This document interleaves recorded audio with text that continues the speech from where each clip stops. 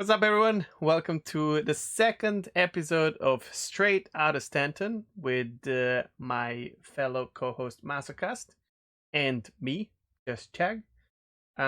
First of all, before we do anything, holy moly, we did the first episode last week, and the amount of views and likes and subscribers and comments on especially on Reddit and from Reddit, mostly thanks to Magical Masocast's marketing.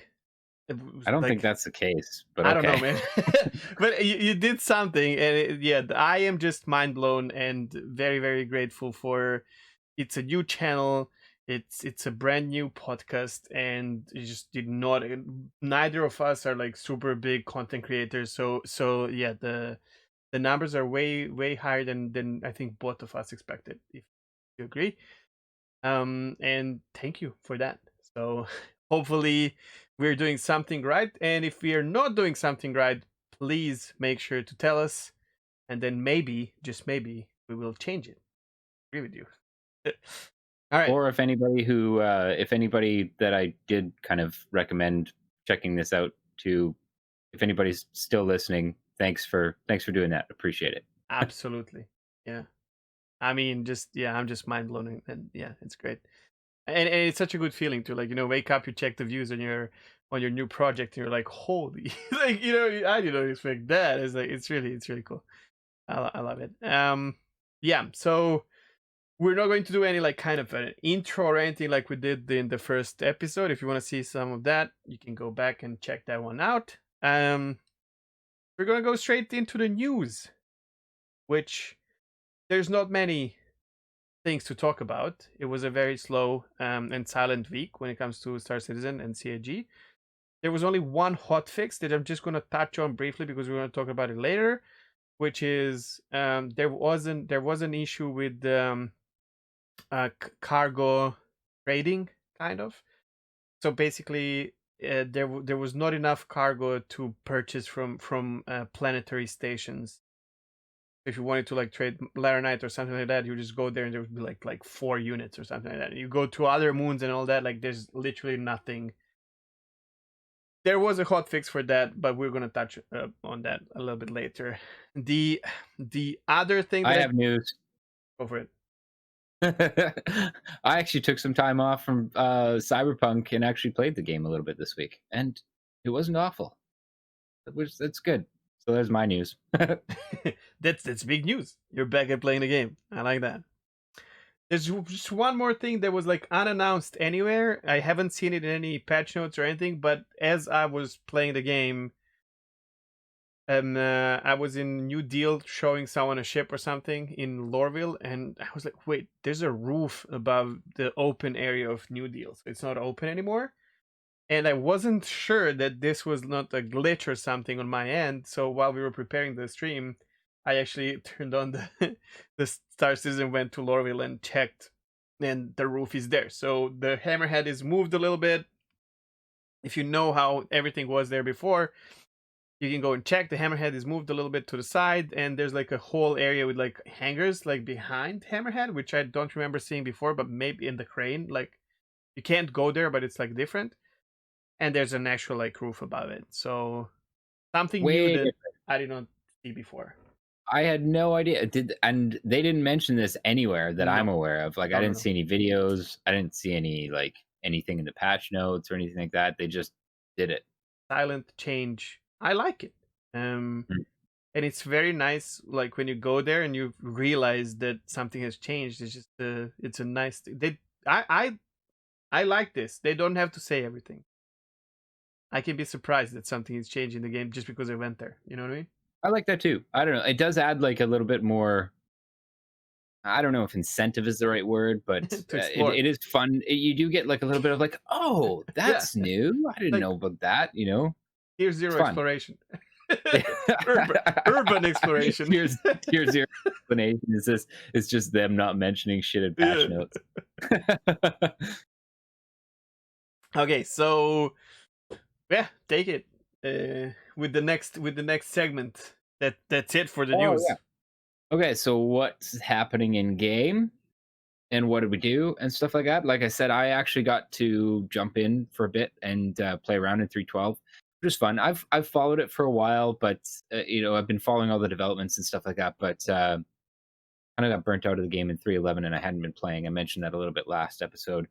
Um, but I popped in and did something besides just kind of like go see the pretty stuff. I tried out some of the bounty hunting progression, and I gotta say, it's fun. I like that a lot. It's still the desync definitely takes away from the experience, but the bounty hunting progression is cool. I like that. It's a neat touch. I like how they are just throwing out mad payouts and stuff like that for like Mm, the harder stuff. I like that they've like expanded the difficulty, I guess, of the missions.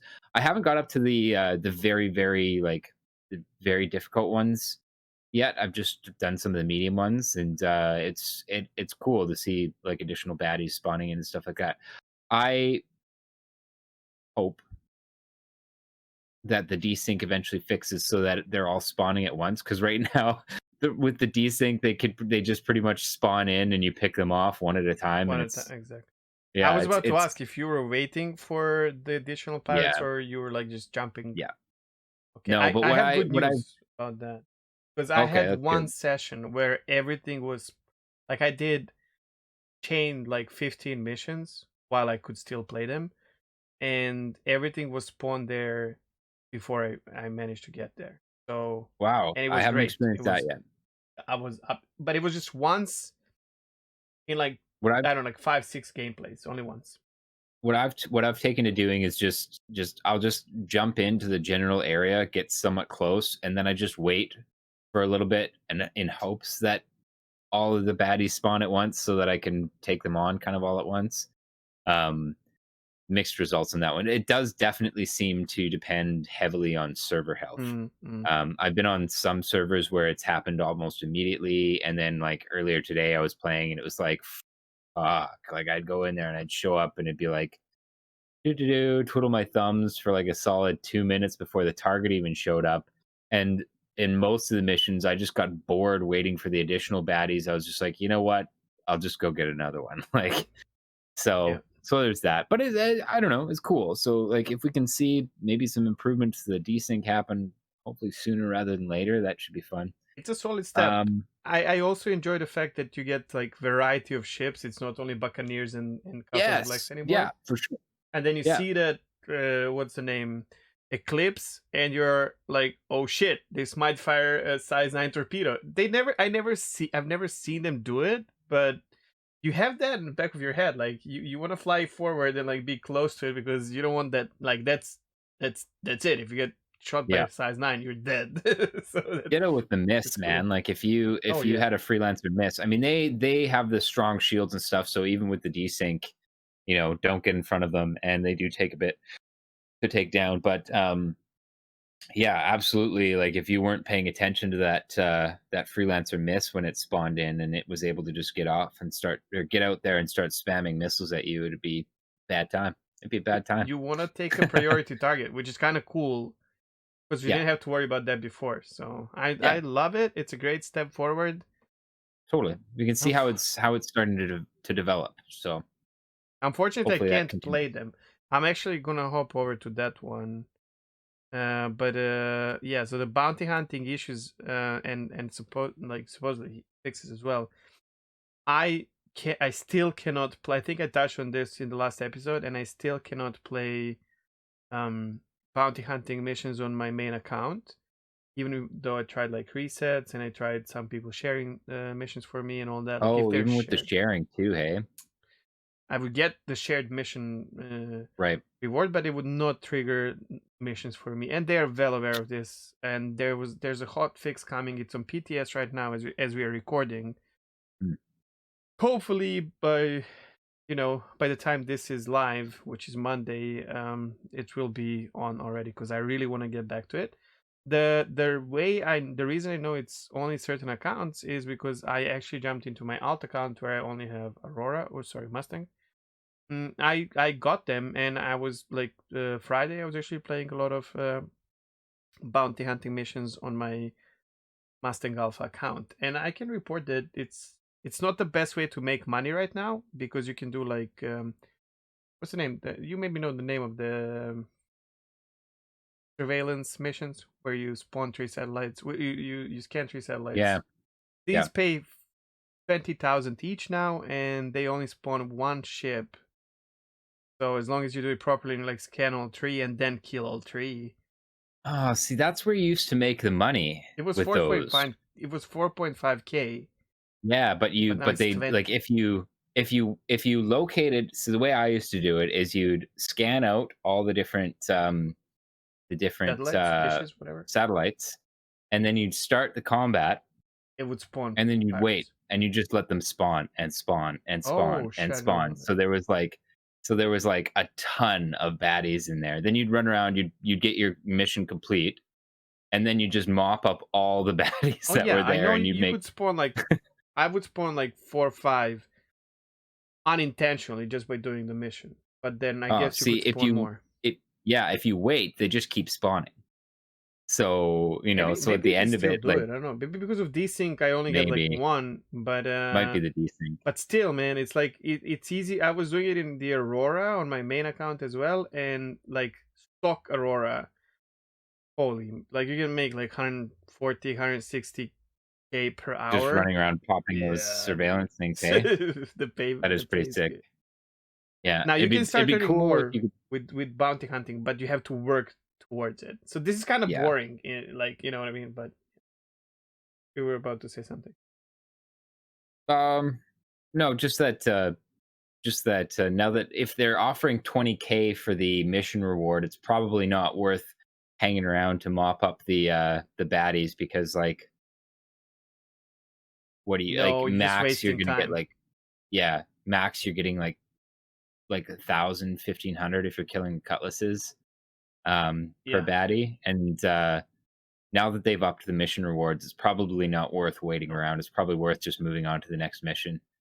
Um, absolutely. And then but the way the it used to be, yeah, oh yeah, like yeah, 4,500 was just the start. And then you'd go around and mop up all the bad guys and you'd make like 10 grand or almost something. twice that, Yeah. like, um, but yeah. I would just say the fact that I was playing it in both in Mustang and Aurora and a little bit in my Hawk, I would just say it's rewarding to have a bed in your ship. Like Aurora was the best way to do it because now that like if you're doing them around Crusader, for example, a lot of people are doing them as well because there's like fast cash reward, and you run out of them and you just go back into your bed, fall asleep, like log off, Oh get yeah. back on the new server.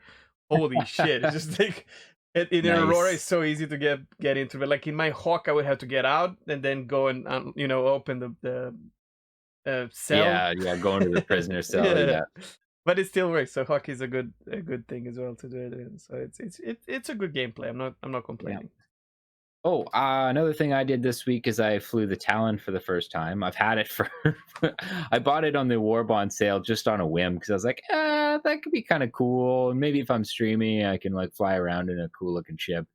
Mm. I actually flew around with it, did some bounties with it this week, and it was fun for the most part, except for today randomly I encountered the Talon overheat bug that apparently is pretty prevalent out there where you just are flying along and you overheat, your ship shuts down, and you can't turn it back on again. And that happened to me in the middle of combat, and I failed the mission. So, honestly, though, this isn't the first time I've experienced that bug. That's For what. some Is it? random Do you think reason, it's only Talons or because? apparently it's only Talons this patch, from what I've heard. But I think it was 310. Yeah, 310, 39 or 310. My freelancer max would do the same thing. Like you'd just be flying, not doing anything particularly strenuous, and it would just be like systems overheating. It shut down, and it was a dead ship. No matter what coolers you put in it, if you like reclaimed the ship, if you did an account reset, it would work temporarily, and then it would just stop working again. So basically, I went an entire like 2 patch cycles where my Freelancer Max was completely unusable because it just would overheat and die I think it would maybe be every time. just components or the ship itself. wasn't components. I mean, it's an error with components, I would say, Okay. something with their heat pipe system. But yeah, like I tried different coolers. I tried, yeah, Because I tried had this lots in of stuff. Reliance. In a Ascend, I would have this. Like, but then I've changed the components. Because the basic setup in Reliance is just not good enough. Like they can't like in SEM they start overheating, which is kind of sad. But then if you change the Yeah. components, they're fine. There's no Mm, issue. But so this is different probably. yeah. This is just a They bug. they had that issue with the Super Hornet at one point too, Oh, where the power plants, the base power plants that bro. they gave to the Super Hornet weren't enough to power all of the systems and weaponry. I Um, was actually flying Hornet for a bit now that we don't have the Hornet had the most annoying issue with the open close canopy because it takes long time with the slider and all that and the sound is very loud and now that it's not there I think that's the reason I don't like Hornets and I was like sure I'll give it a shot and man that actually feels good to fly. I don't know, did I they actually had fix the fun. shield holes? Because I don't know. as Didn't of have any issue 310, I think it's the 310 is the last time that I flew the Hornet. You just get one shot because there was such by bad NPCs. shield holes. Oh yeah, by NPC, by anything. You'd just be flying around, somebody'd fire a stray shot, cockpit, and you're dead. Um, yeah, like the shield holes on the Hornet were some of the worst in the game, to the point where the Hornet was actually unusable, even in PvE combat, which is saying something. Um, I haven't yeah, experienced this, but I mean I'm not flying it a lot. It was just like I was like, man, I just wanna like give it a shot again, and it was a good experience. But then yeah, maybe I was just lucky. I do strafe a lot when I'm maybe. like when I'm PvE combat. Like I Me hold too. like D or A Yeah, all the time. So maybe I was just not totally. hit where the hole is. But yeah, I don't know. I don't know. Maybe they fixed it. They did some shield If hole work to a bunch of different ships, so it's mm, possible that they managed to cover up the worst of them. But yeah, the other thing was like your rear wings and stuff, like you were just constantly taking damage even though you had full shields. Um, but yeah, it is unfortunate because even though the Hornet is not my favorite ship, I it's an get big iconic time ship. X-wing vibes. Big time X-wing vibes off that thing. Mm, I love like the like just chunky, like kind of brawler, like older looking ship. true. The aesthetic. I love the And way the the cockpit variants. opens and closes. Yeah. I haven't really played with any of the variants, No, but but just the idea that there are like there's a tracker, yeah, there's a there's this, there's just something for yeah, everyone. It's kind of cool, it is pretty cool. and they look a So little bit like different, which they is do. really nice. They look much more low tech than a lot of the other ships, and that's why I don't know. Again, like I get X-wing vibes off of it. I think it's really cool. I wanted to fly the Hornet a bunch more, but it was just unusable for so many patches. I hope they fix it. I think I have a Hornet loaner for one of my ships. I think you get it I'll have if to you have go like take any it for kind a of spin. freelancer. You get the Hornet for Arena Commander. I think Oh, I bet you I don't have it anymore then, because I upgraded my Freelancer Max to my Star Runner, makes sense. and I upgraded my Freelancer Miss to my Redeemer because Oh, I wanted to play around in the wait. I don't know. I have to go look at my if you did hangar not again. apply that one, you might still have it because why Yeah, applying it? possible. Yeah. Well, it's because they were giving the Hurricane as a loaner, but I think I just went and bought a Hurricane in game. Oh, okay. Yeah, I don't know. I don't know. I gotta go Hurricane look is now. fun now. Big It's guns. super fun. Yeah, I was playing with my brother, and yeah, yeah. when you have 4 size 3 Gatlings like sitting right next to your turret and they all light up, like that's epic, It's really man. cool. Yeah, it looks good. It's like a mini two-man. What's her name? Hammerhead almost like a Mhm. feel. And you feel the power. This is like the only, in my opinion, the Well, when only they're two sitting right turrets. next to your head. Yes, yeah. It's like the What? only two turrets where you feel the power. Like you feel like you're doing something big time. Like yeah, if you land shots. Good. Totally. Okay, so I have experienced something new. Like we all know what like there's a lot of 30Ks and 20Ks, even though they said they fixed like a big issue with 30Ks where right Okay, now new only question.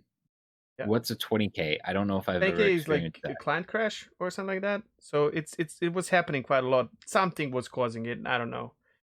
Hmm. So 30K is like server crash and 20K is client crash. And with client crash, you can sometimes get back and like continue with like no Oh, right, right, issues, right, right? right. Yeah, yeah, yeah. But it tells you like the 20,000 something, whatever, depending on what it is. So what I experienced this last week was the server crashed like it was 30K. It was a full server, 50 people on it, and the chat was working. And like before 30K, the chat still works, right? And people are like, "Oh, 30K incoming, blah blah blah, whatever," on Yep. general, global, and it was like that for at least 20 minutes. Hmm. So I was in R&R and I could like walk around. I know people were like, we were talking, a lot of us were talking. It was a good server because there was a lot of people willing to like wait and see what happens, and no one was bitching about it or anything like that. It was like a solid conversation in global because we were wondering if the server might actually recover. Funny enough, I was in the middle of cargo running, but at that time I was in R&R. Like my character was empty. I was like, whew, dodged the bullet there. You gotta love that where you're like, Yeah, "Phew, good timing. safe." Thank you. And but I was curious because that made me think like, holy shit, what if I was in the caterpillar full of titanium or something? Laranite, God forbid.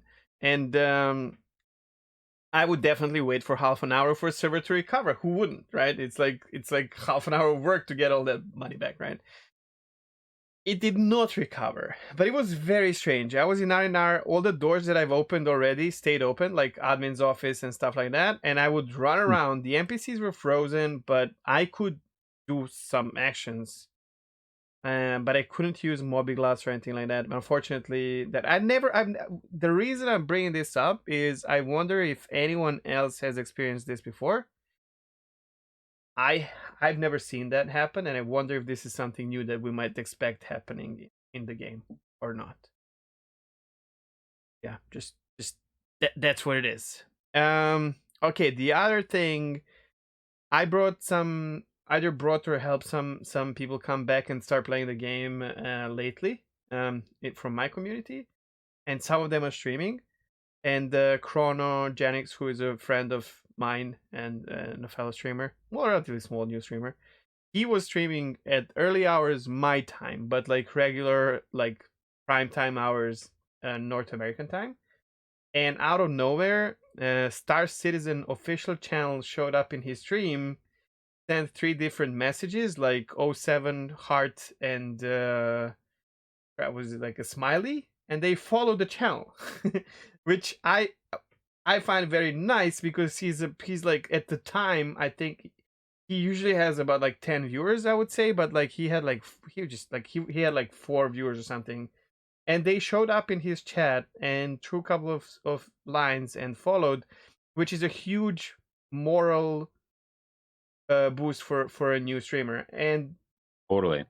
yeah, we thought we have an idea about why this is happening, but then he did a little bit of research and saw that they probably followed and did the same to all the channels that were streaming at that time, which I don't know necessarily how to feel about this, but in its essence, I think it's a very, very nice thing of them to do. Totally. I think it could potentially breed some like I don't know, some negative feelings in people who feel like they should be followed or are being left out or something like that. But overall, I think it's a good look. I mean, it's Doesn't kind hurt of anyone. It's like it banning, doesn't hurt but anyone, nice. and it's just further acknowledgement of the content creators who do the bulk of the marketing for this Mm, project. Um, whether it's via YouTube or Twitch or on Twitter or any other social media true, platform. So and big I think true. it's cool. Yeah. And here's why. So now that you mention it, because I was about to talk about Zoli, which I explained to you, the guy who Mm. has spent significant amount of money, but that same guy, Chrono, who is a brand he's like Elder Scrolls Online streamer and like stuff like that. But then he started playing Star Citizen again and he loves it, enjoys it, and getting hyped about it with some of his friends and his own community, and a lot of them are playing together. And you might think like, yeah, but they follow the 4 viewer streamer, which is like, why would you even bother? That same streamer brought into the game another player, the real Zolly. I hope he's okay with me mentioning his online name. I don't think there's any issues with it. Who has played the game for 5 days. Day one, he got a starter pack to support Chrono, kind of, so that both of them got the Dragonfly, and then 2 days later he got a couple big ships like 890 Jump, Hammerhead, um, I don't Reclaimer, Jesus. Warden. I'm missing So some just like instant concierge. instant concierge. They have money. Like the money is not an issue for them, and they might not have enough time to play and whatnot. So it's like a different kind of like this person knows very well that the game is really in alpha, and they're not expecting to have like instant fun from it, like full gameplay loops and whatnot. Um, 3 days after that, they got what's the name? Like $25,000 Legatus. Legatus something. And I spoke to them and they were like, listen, I cannot not support this project. So and then like he just likes the way they openly develop and all that. He understands how long it takes to develop the game and all that. And so I wanted to bring this up not because of me personally knowing this person. I know stories like this happen around the verse. This is the first time that I've experienced it like personally, and I can say I really support that. Like it's your money, you're gonna spend it any way you want, and like supporting the project that you believe in and like. There's Yeah. nothing wrong with that. I think it's great. Um, No, people can rag on. Sorry, Go for it. I Go should for it. probably No, let you no, you're good. finish. You're good. No, no. People can rag on whales spending too much money, blah blah blah. It's ridiculous, all you want. But at the end of the day, if your reasoning behind spending this kind of money is ideological, as in like you just appreciate what the company is doing, how they're doing it, etc., then there's no issues there. Absolutely. It's a I might be I might be going a little bit far here, but it's almost a form of philanthropy. It's just putting your money behind stuff you actually believe in, Yep. and I don't think there's anything wrong with that. No. And this is kind of cute in a way to me because this person came to Star Citizen through a really small streamer at a time. Minded Chrono is an amazing content creator. Like just someone, he's doing a bunch of random stuff. Like he has snakes, and like he's gonna be streaming with like snakes around his neck or whatever, Oh, and he has sick! like huge ginger mane, literally like afro and beard, and like he's a super That's cool guy too. amazing. He's really amazing. I'm gonna have I a love link to his reptiles. channel. It's just a fun guy to watch, and he's new to it. But he's like super excited. He's like he reminds me of me like a year ago when I was like, oh, I got so much things to learn and devour content and learn and like try to figure out. And it's so yeah. And also through this person who just started, you bring like he has brought like more money to Star Single-handedly Citizen. brought Yeah, 25 grand plus into the plus project. yeah, more than I did in a span of year of streaming it, right? So which is, I mean, it, you know what I mean? Like it's definitely, you never know. Like it's definitely cool that they're visiting small streamers as well and content creators, and big kudos to them. I'm really curious about if this is Tyler or Disco or maybe someone else. Maybe it's like Chris chilling on the account or something like that. You never know. But yeah, it's really cool. It's really cool. I love that. Nice. Um okay, so there's only a couple more things that I want to mention that happened to us within the game in the last week. I am having some issues with my, because of the problems with bounty hunting. I've reset my account a couple of times and I have lost almost, it's kind of strange. I've lost I lost ship components and like my under armors and some of the guns and whatnot. Then ship components came back after a day or so, which happens on my account often. Mm, I've lost the undersuits that, like, even the promo ones, like the one that we got with the, we got the helmet with like the black visor, like that's gone. The suit that came with it, that's gone as well.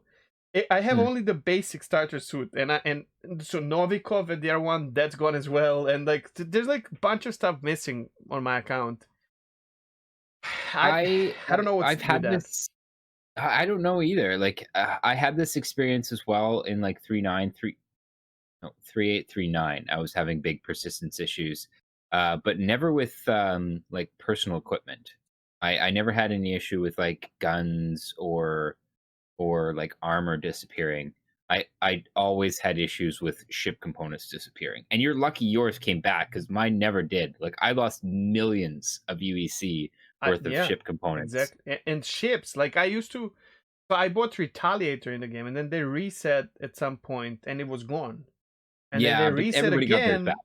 and Yeah. then it came back, and I was like, "What? Yeah, yeah, yeah. What is That happened to me this?" too. Okay. I actually almost fully stopped playing at that point for a bit. I was just like, because I just finished like my big grinds, and I'd bought like four different ships in game or something like Mm. that, and then they were all gone, and I was like, It's okay, but it's depleting mentally. Like yeah, it's yeah. It's rough. like I realized that that's going to happen because it's alpha, and they said they're going to reset. It was just kind of like, Bad I timing. need to take a break for a bit. Yeah. Yeah, like it is. It like you said, it's depleting. It like deflates you a bit. You're just Mm.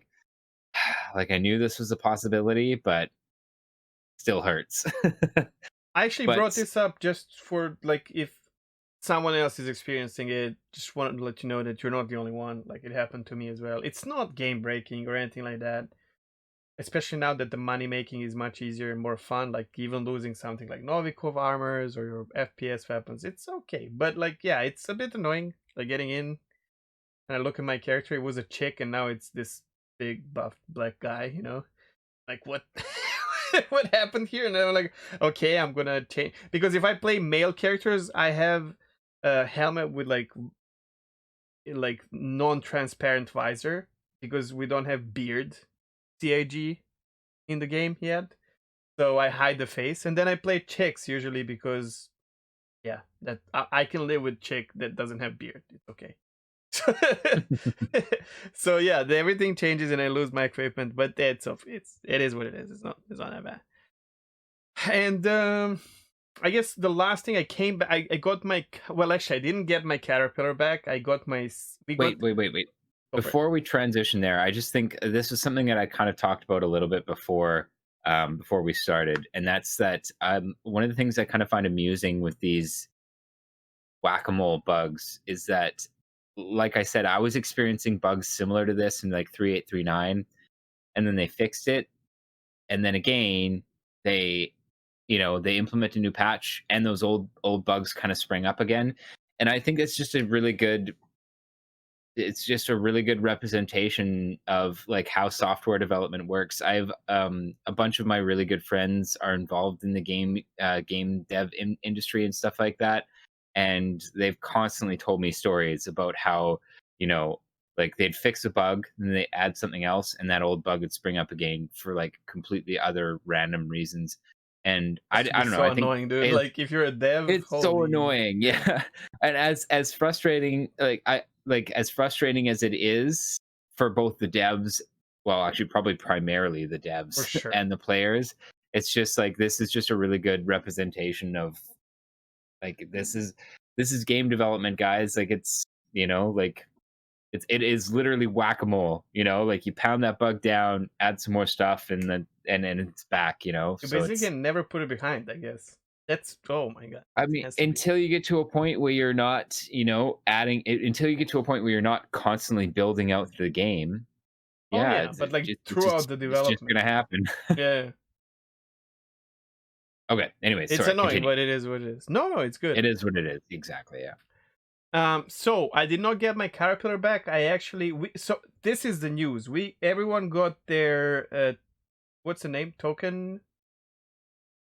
Oh, buyback buybacks. token. So buyback tokens are back. Everyone should have them by now. I've wasted mine already. I usually do it.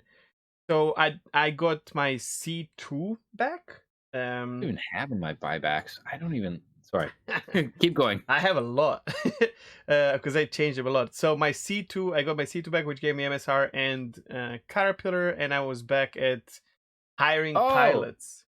they changed the loaners for that. Well, I don't know. That's what I have. Well, the loaners used to be for the C2 used to be a Starfarer, and that's it. No, they changed it because MSR came out, and that's a Crusader Ah, ship. oh, So okay. Well, it's I'm a applying really that then. nice loaner, dude. If you I if get a you guys, second. I get a second Star Runner if I apply my there you C2 go.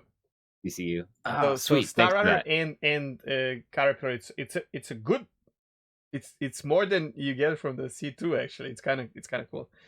Um, so yeah, I was hiring pilots on my stream again, which I would really suggest to any content creator watching this. It's a really nice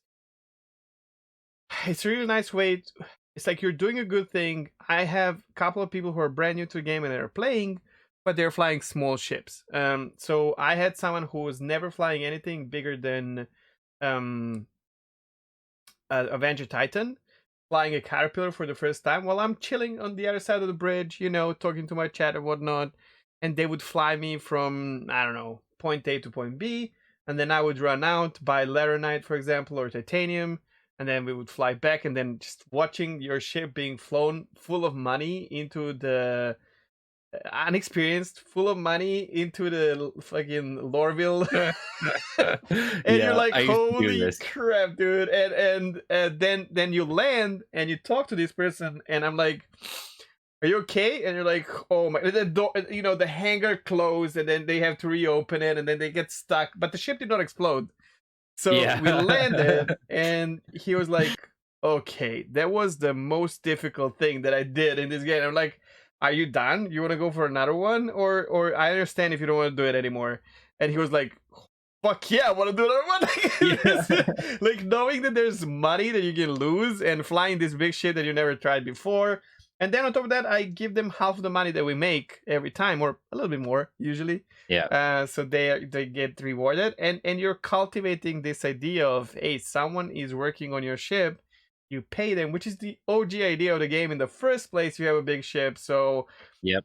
great experience for as long as you have the money and you are okay, like in game, and you're okay with like losing it, because otherwise you apply pressure to players, and I don't think that's really good. But I always make sure to tell them, like, hey, if we blow the ship, but we're just gonna go and fly scrap. I don't mind. You're getting your flying experience. I'm getting like my.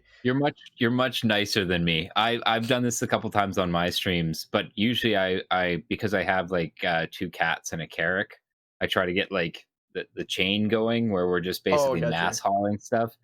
But yeah, the first time I get people flying, I'm just always on. I'm like, be careful, be careful. You have Yeah. 500 grand on your on the ship right now. Don't fuck around. Like, No pressure. yeah.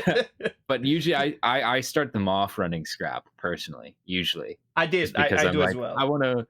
I wanna make sure that you can fly this ship and not crash it with Yeah. only like 70 grand on board True. instead of I do the like, same.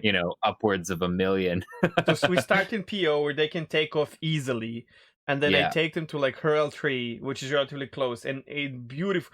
Like now, when they're taking you to, and the guy who was flying me this time, he role plays it like he's flying SCM, you know. Take it slow, and you can like walk around the ship, open different doors in the that's can, cool. look at the all the clouds and all. It's a good experience. Um, so we do that. We go back to PO where they can land for the first time easily, but he had to go into hangar, right, with an empty ship, and like reverse out. So there's that, and then we make some money. I give him that, like, that's usually between 20 and 30K that you earn there, like one run of scrap, depending on the market at the time. So I give them all of that. We refuel the ship, and then we jump to Leighton or Bezdek. We fill it with titanium, and then he has to land it in Lorville, and that's the real that's where it gets sketchy. But it's a great experience. I'm really enjoying it, and I do it every now and then, and I never regret this. It's like a super super cool gameplay. And you don't Well, like I don't have them on comms because I usually stream right. without Discord, but then you I can do do it like because that. I'm dumb. But Yeah. I think that's I don't know. I think it's cool too, especially because like most of the people that I fly with are people who've like popped into my stream before, and I've seen them around a couple times, Mm, and it's fun to just be like, especially if we can get all three of my like larger cargo hold ships flying. Well, previously I haven't done this in this patch or even the last patch, but like just be like, all these profits are yours. Like we're just gonna like pick this one person. He wants this ship, and then just like haul, with like a 3-person kind of three cargo like ships kind op. of running in convoy, Mm, and just like making big cash, and finally like being able to be like, and here you go, here's your 2 million credits, go buy that ship you wanted. Like true, that's fun. That true. feels good. And even Actually, now, even more with like how easy it is to transfer money, it's really pure joy. oh However, yeah, absolutely. The beacons made things fucking oh, that was miserable. so annoying. That's why anytime I'm gonna tangent a little bit here because Go for it. people I remember like when they were putting in the personal trader app, and people were talking about like how like 5% tax, blah, I'll never Hate use it. I'm gonna keep it. using the beacons. And I was like, are you kidding me? Like I would happily pay 10% to never have to touch a beacon Easily. again in my life. Yep. Like I don't mind but though. yeah. Um Unfortunately, you can't do this right now. Well, I don't know if the hotfix is already in or not. Like, there was a problem at some like one day I was doing it easy peasy, and the next day we tried, and there was like literally no. That's what we mentioned at the beginning. Like, there was literally no goods except for this. Like, scrap was still there. Like, Lagrange points were like filled, but everything else was not working. We were flying 45 minutes around different moons and planets in a caterpillar, which was fun for him, obviously. yeah. And I bought in the end Summer on Vala. I bought like whatever there is in the station to like fill it up, and then we made like 16,000 profit in a caterpillar, which is like really sad. And I've sent Yeah. 20 to him. He was like, "What is this?" And I'm like, "Well, that's more than we made this time. I'm sorry, but like, you know what I mean." Like, so the day after, I saw there was a hot fix or something. I don't know if they applied it already or not. Haven't tried cargo hauling yet. That's okay. But they said it. This is a known issue. We know what's happening, so we're gonna fix it. So just okay. One more thing, speaking of like feel good, that I wanted to touch on, and then I guess we can close this segment out. Uh-huh. Um, my I had an experience this week where a friend of mine that I Yes. had been really excited. Okay, so basically, I've been really into Star Citizen for a long time now, and a couple years ago I made a big push where I was like really pushing it to my friends, being like, you guys come play this game with me, it's so cool, I'm so into it, like it's got so much potential and stuff like that. And we all know the state the Star Citizen's in now. Imagine it a couple years previous and it was much worse. And most of those people didn't like, they jumped into it, couldn't make it past the bugs or the system, the bad frame rates or whatever, and just like dropped it like it was hot. And and I felt really guilty about getting a lot of these guys, to spend their money to buy this game, only to kind of like realize that it was not really a game at that point, and that they couldn't really play it, for one reason or another. Anyway, so that happened, and since that point, since that kind of push where I got, three or four of my good friends to like buy the game and try it, I haven't I haven't really recommended it to anybody, It's so hard to because recommend.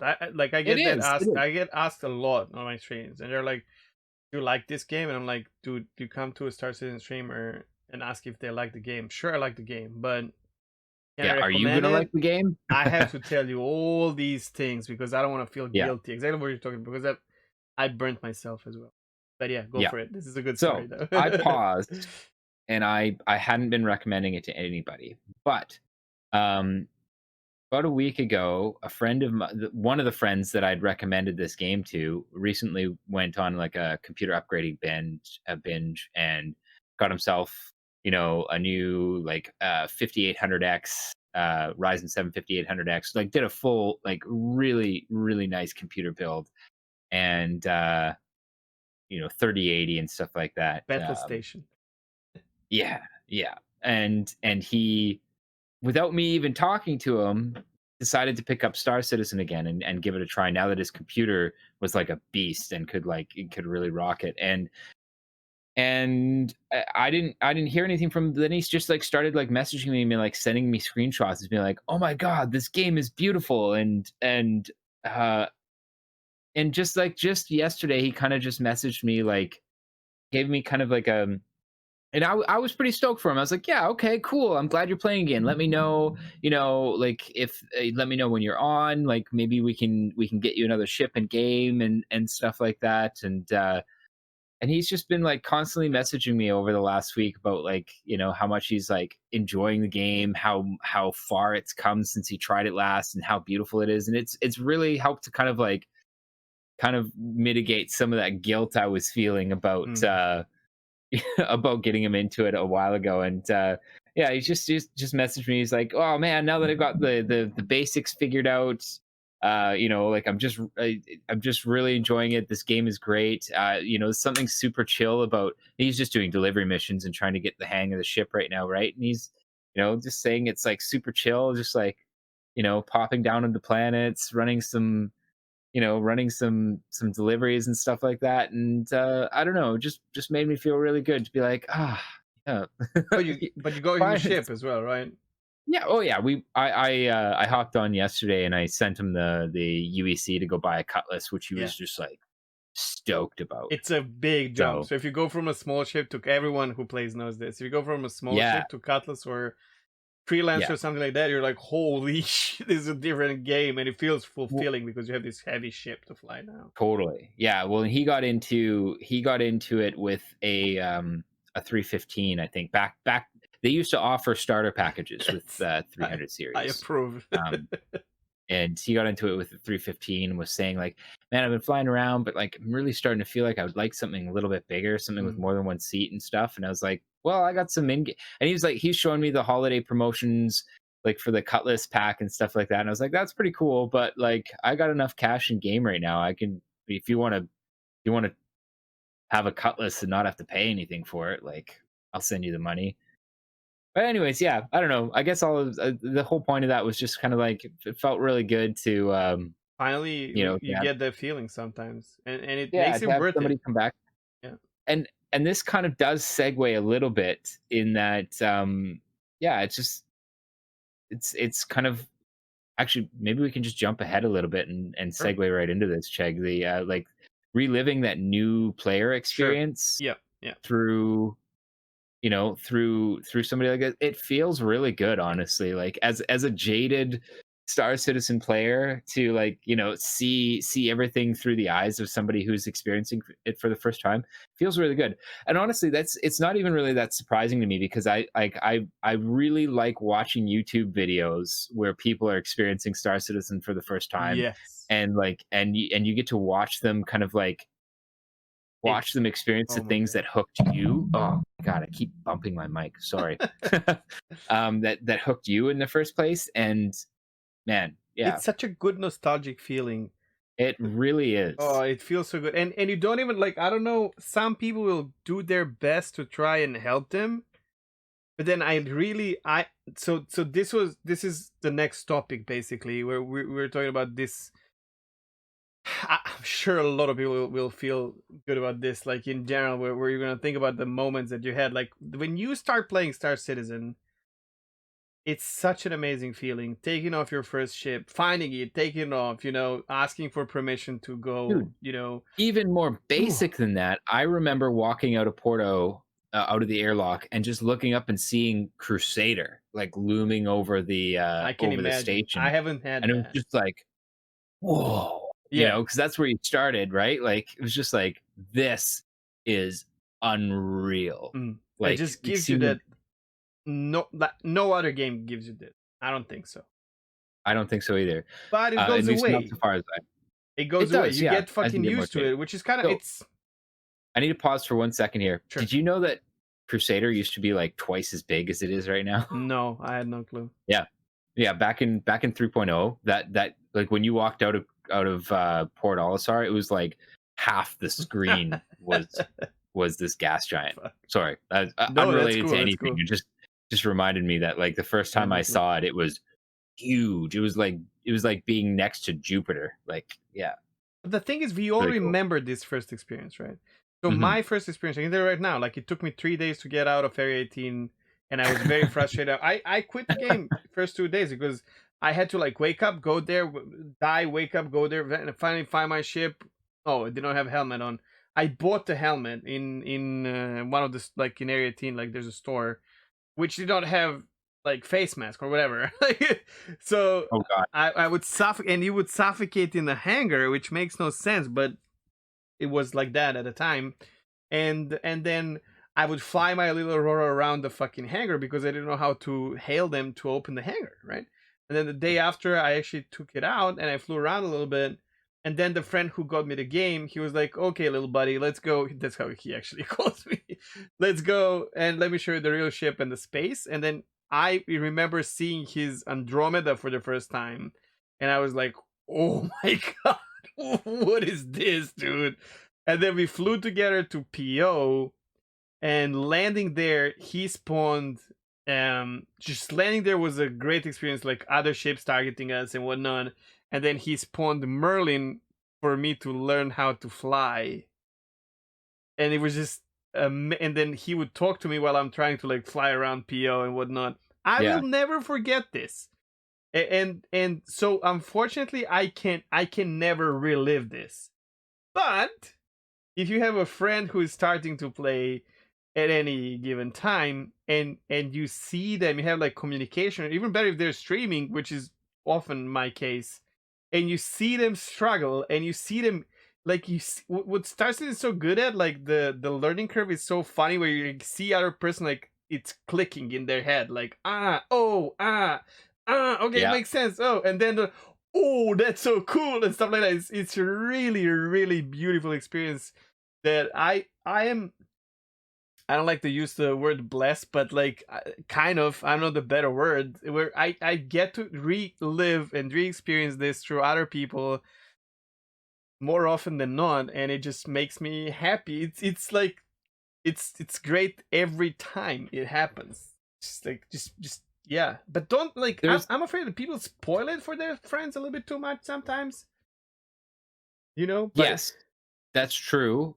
I think that's the case, but that actually leads into what I was about to say, mm, where like there's a difference though between spoiling it for them by telling them everything to do and letting them figure out, and also there's a difference between that and like helping them avoid the frustrations that occur because this is an unfinished project. sure, So like for example, being able to tell them straight out whether or not something how to avoid a bug or whatever, yeah, or like being able to tell them that's not just the game like for example quantum errors, like, or nav map errors, which or are now the super helmet remove, frustrating. like the helmet's disappearing from your head, you go out suffocate every time. It's a Yeah, bug, it's a known issue. You yeah, know, these are exactly. cool, you should do that every time. But I've So I seen think I've seen someone stream the game, and then a friend of theirs shows up on the stream, and this guy's flying the Titan, and his friend of his comes with 890 jump to impress him, and like, oh, yeah. and it's like, what? Let him enjoy his Titan for a bit, you know? Yes, Let him exactly. live that moment. It's so good, and you steal that away. So don't be that This person. this exact thing actually was the case with my friend who just got into the game, Michael, if you're watching. I deliberately didn't fly any of my big ships Yeah. because I wanted you to get that cutlass and experience what it feels like to step out of the 315 and into a cutlass, you know? And then the time And comes when he will be like, "Hey man, can I try a bigger ship?" Or like you yeah, will talk about bigger ships and you'll be like, "Hey, I can pull out a big ship. You totally. want to try it?" You know? Yeah, or It's like, so good. okay, so you're comfortable with your cutlass now. Now here's an MSR, you Yeah. know? Yeah. That's pretty cool, hey? Like, and then from there, here's a Carrack, like And you can but feel the like that difference, right? And find your totally. sweet spot and everything. I Yeah, have and there people and now who went through everything and went back to like small ships. Like I like mhm, small and medium ships, and I have a lot of viewers who are like, "Okay, I've tried everything that is in the game now. Thank you. I'm going back to my Gladius." And I'm like, "Okay, yeah, that's amazing." totally. Well, that's one of the things that I think is the most like one of the coolest things about this project, the way that they're building it up, anyways, so far, is that there isn't a best ship. Bigger Oh doesn't mean yes. better. Like there's a like for example, you take a game like Eve, and I haven't played Eve, so like cut me some slack here. I don't exactly know what I'm talking about, but from what I've observed, there's a very clear progression path between the tiny ship you start out with and the fucking battleship or Titan that you're No, no, aiming no. for. You're wrong. It's the same as here. Am I? Oh, okay. Only like if you're Okay. doing dueling, but there's like a little bit of meta, but it's like here, like the arrow is better than anything else. I think Yeah. right now, and whoever is like everyone's gonna keep shields like one click forward or two or I don't know, and then use the rattlers or whatever and certain guns, and that's 1v1 like brawling in Star Citizen. It's the same in Eve. Like if you're doing like one, like but actually, sorry, in Eve. But actually in Eve has. I hope like Star Citizen has the same idea as Eve Online in this segment, which I want them to keep, which is exactly what you're saying. Like you can be an end game explorer in Eve Online and fly three different sizes of ships for Good. different purposes, Okay. and it can be a ship that is like let's say like 1,000 units, while the Titan is 10 billion units compared to that, and be the most effective with this small ship because that's the ship for that purpose. And Okay. Good then. yeah, Because I've definitely played other space games where there's like a very linear progression and bigger is better. yeah, And there's nothing necessarily wrong with those games, this feels like better to me. yeah, I really like how it's more of like you just use the right tool for the job, and that's what a ship is. It's a tool. And each ship Um, is basically a different minigame gameplay, kind of. yeah, yeah, And yeah. some ships just feel better than the others to you. Like that's Yes, yeah. that's actually mind blowing to me. That I just feel better in 315 than in Titan, and it's like the same ship, Like, Mm, and a lot of people will go like, no, because that ramp. that's legit. Hmm? Yeah. Or well, no, it's legit because like for Yeah, example, if I had to choose between a 325 or a Titan, I'd probably choose the 325 just because I like the way it flies. I and know then it's not technically, like the meta ship or whatever, and there's a lot of issues with it, but I just have a feel like I like it. I Yeah, get in like it it, and feels I'm like, good. oh, this is my ship. And then someone else, like that same person that was flying my Caterpillar, he was excited about 315, and then he was like, you know what, I like it, but I'm gonna go back to Titan because I really like having that ramp and all that. Mm, I just yep. and the rugged look and all that, and that's and he like it almost sounds like he has a bit of a guilt because I like 300 series more, and I was like, no, dude, that's actually what I love about Star Yep. Citizen because the ships are different enough for you to feel like that's the ship you like, not because of the Totally. performance, but because of the feel. Totally. That's I love that. It occurs. They've managed to nail that repeatedly across the ship lines. Yes, Like for example, the Cutlass on paper is not as good as the Freelancer for a platform. I like the Cutlass better. I like the way it feels better. well, Like it. shut up. Yeah, I know you don't like it, but I like that. I like that that's in the game. I like But I the have the same feeling about some like MSR. Like yeah. MSR. I was just waiting for it on the paper. That's my ship, and Sarah did an amazing job. Like I think it's still visually the most beautiful ship. And I entered Mm, the ship. I saw some few things inside. I was like, shit, this is not my ship. That's not what I want. And right now I mm, feel better in Constellation, which is kind of crazy, than in MSR. But that's it. I don't know. That's like a secret ingredient. Maybe wait. So maybe, because different people design these ships. I don't yeah. know if that's the case in other studios because maybe Mm, that's one of the reasons because they have a complete no. different teams making ships and they The amount of work from an art perspective that goes into developing one of these ships, I wouldn't be surprised if in other studios as well, they're designed by different people. Um, just because of the amount of work that has to go into the assets. I think it's probably a team of people that works on them. Depending on the game, obviously. I mean, simpler model or simple, excuse me, more simple models would be something that'd be able to be I handled mean, maybe all by if you one check person, Elite but Dangerous, it's like they do all kind of have the same look, don't it's the they? same shit. It's just like upgrade. Nothing against ED. It's just a different kind of a space game. But like, if Yeah. you look at the ship, like there's that like couple of different, like there's a couple of different shapes, but in essence, you just don't feel the difference, like in depth, like in Star Citizen. I don't feel like maybe there's a one like different dude there, drawing it or whatever, but like here it's like everything's different, like Yeah. let's put it this way, If like you have luxury RSI ship and you have a luxury origin ship, and luxury on RSI and origin is not the same thing. It's no, like yeah. it's so good.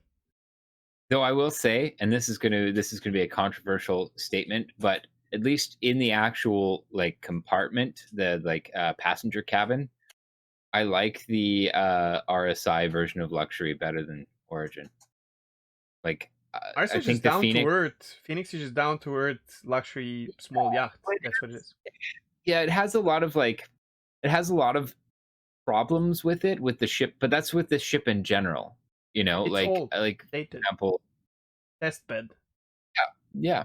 Yeah, exactly. Like the overall shape of the ship, how it's laid out and stuff like that has its issues, and that stems from it being a ship that was designed before they had all the metrics in place. But just the way that the cabin of the Phoenix looks, I really like it. Like I really like it. It And could have and windows, but apart from that, I like them as yeah, well. like I And love the bomber. I love the color palette used. I Yeah, like you're right. Like it's a totally different feel. The completely. luxury, from the like very contemporary kind of minimalist look of the Origin version of luxury to the more, yeah, I guess like you said, down to earth luxury of the RSI version. But it still That's definitely cool. feels luxurious. Like if you Yeah, compare it to Andromeda, like yeah, yeah, totally. yeah, no, it's just it's magical how they do this, and yeah, big kudos. Yeah, and I guess we kind of got off topic of the We got like, off topic, but it was a good one. I reliving. like this Yeah, conversation. This is what happens with us a lot. That's why we have a podcast now, because this happens yeah. a lot. Whenever we talk, we yeah, we do this. But Every my time God. we talk, even though we're trying to make it like a short, just call, we end up talking for hours. So may as well record it. Yep. But yeah, no, I think I guess to return to the initial topic, it is very much something that is awesome to be able to kind of like relive these first experiences through, or these good experiences through somebody who hasn't experienced it before.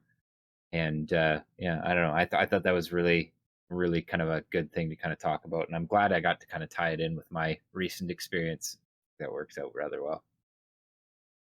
I agree, and I would say that's the second most pressure experience that you can have in SC. Like apart from your own, reliving it through someone else, and I think more people should like experienced backers or like semi experienced backers should actually try. If you are not having this, like try.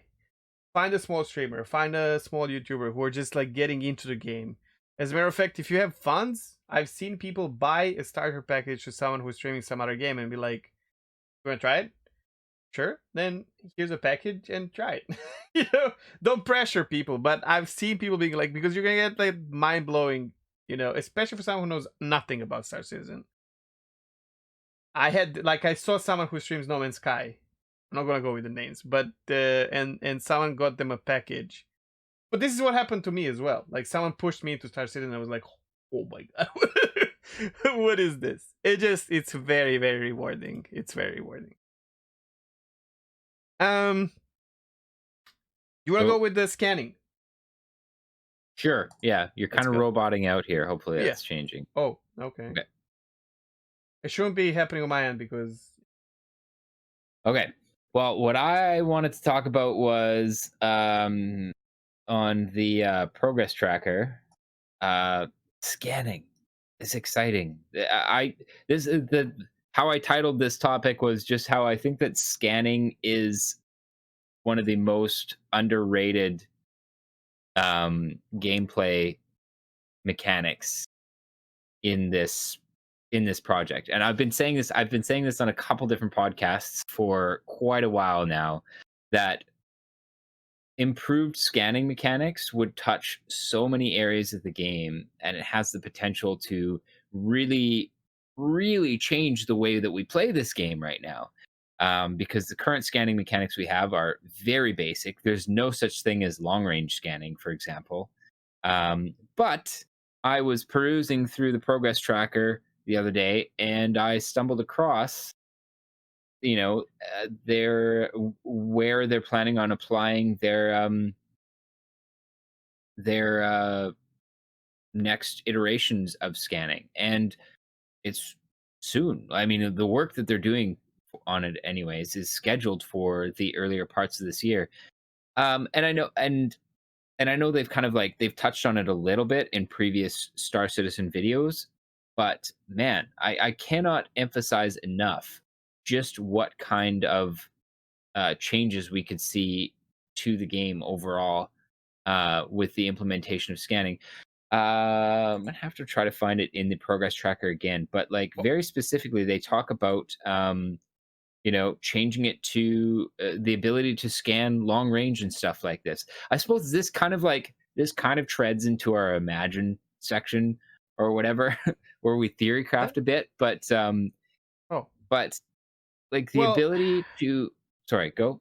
well. I mean, I get like just a tiny take from it. Like scanning my experience before Star Citizen when it comes to space games, multiplayer space games, mostly Eve Online.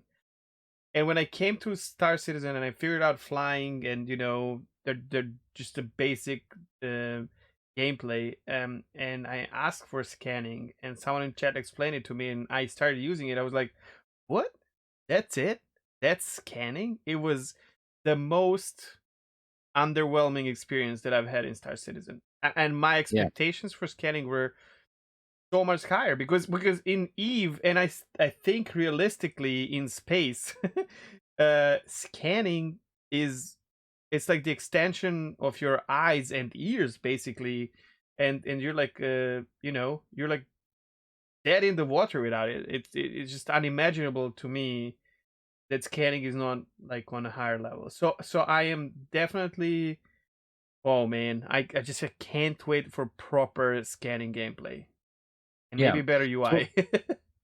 so let's go down the imagine rabbit hole a little bit with this, like specifically where they talk about improved signature systems, much greater distances, and dampening of signatures by environmental interference in larger signatures. So like smaller ships can hide behind larger ships, being able to Oh, that hide makes sense. from scans and radar behind asteroids and stuff like that being undetectable.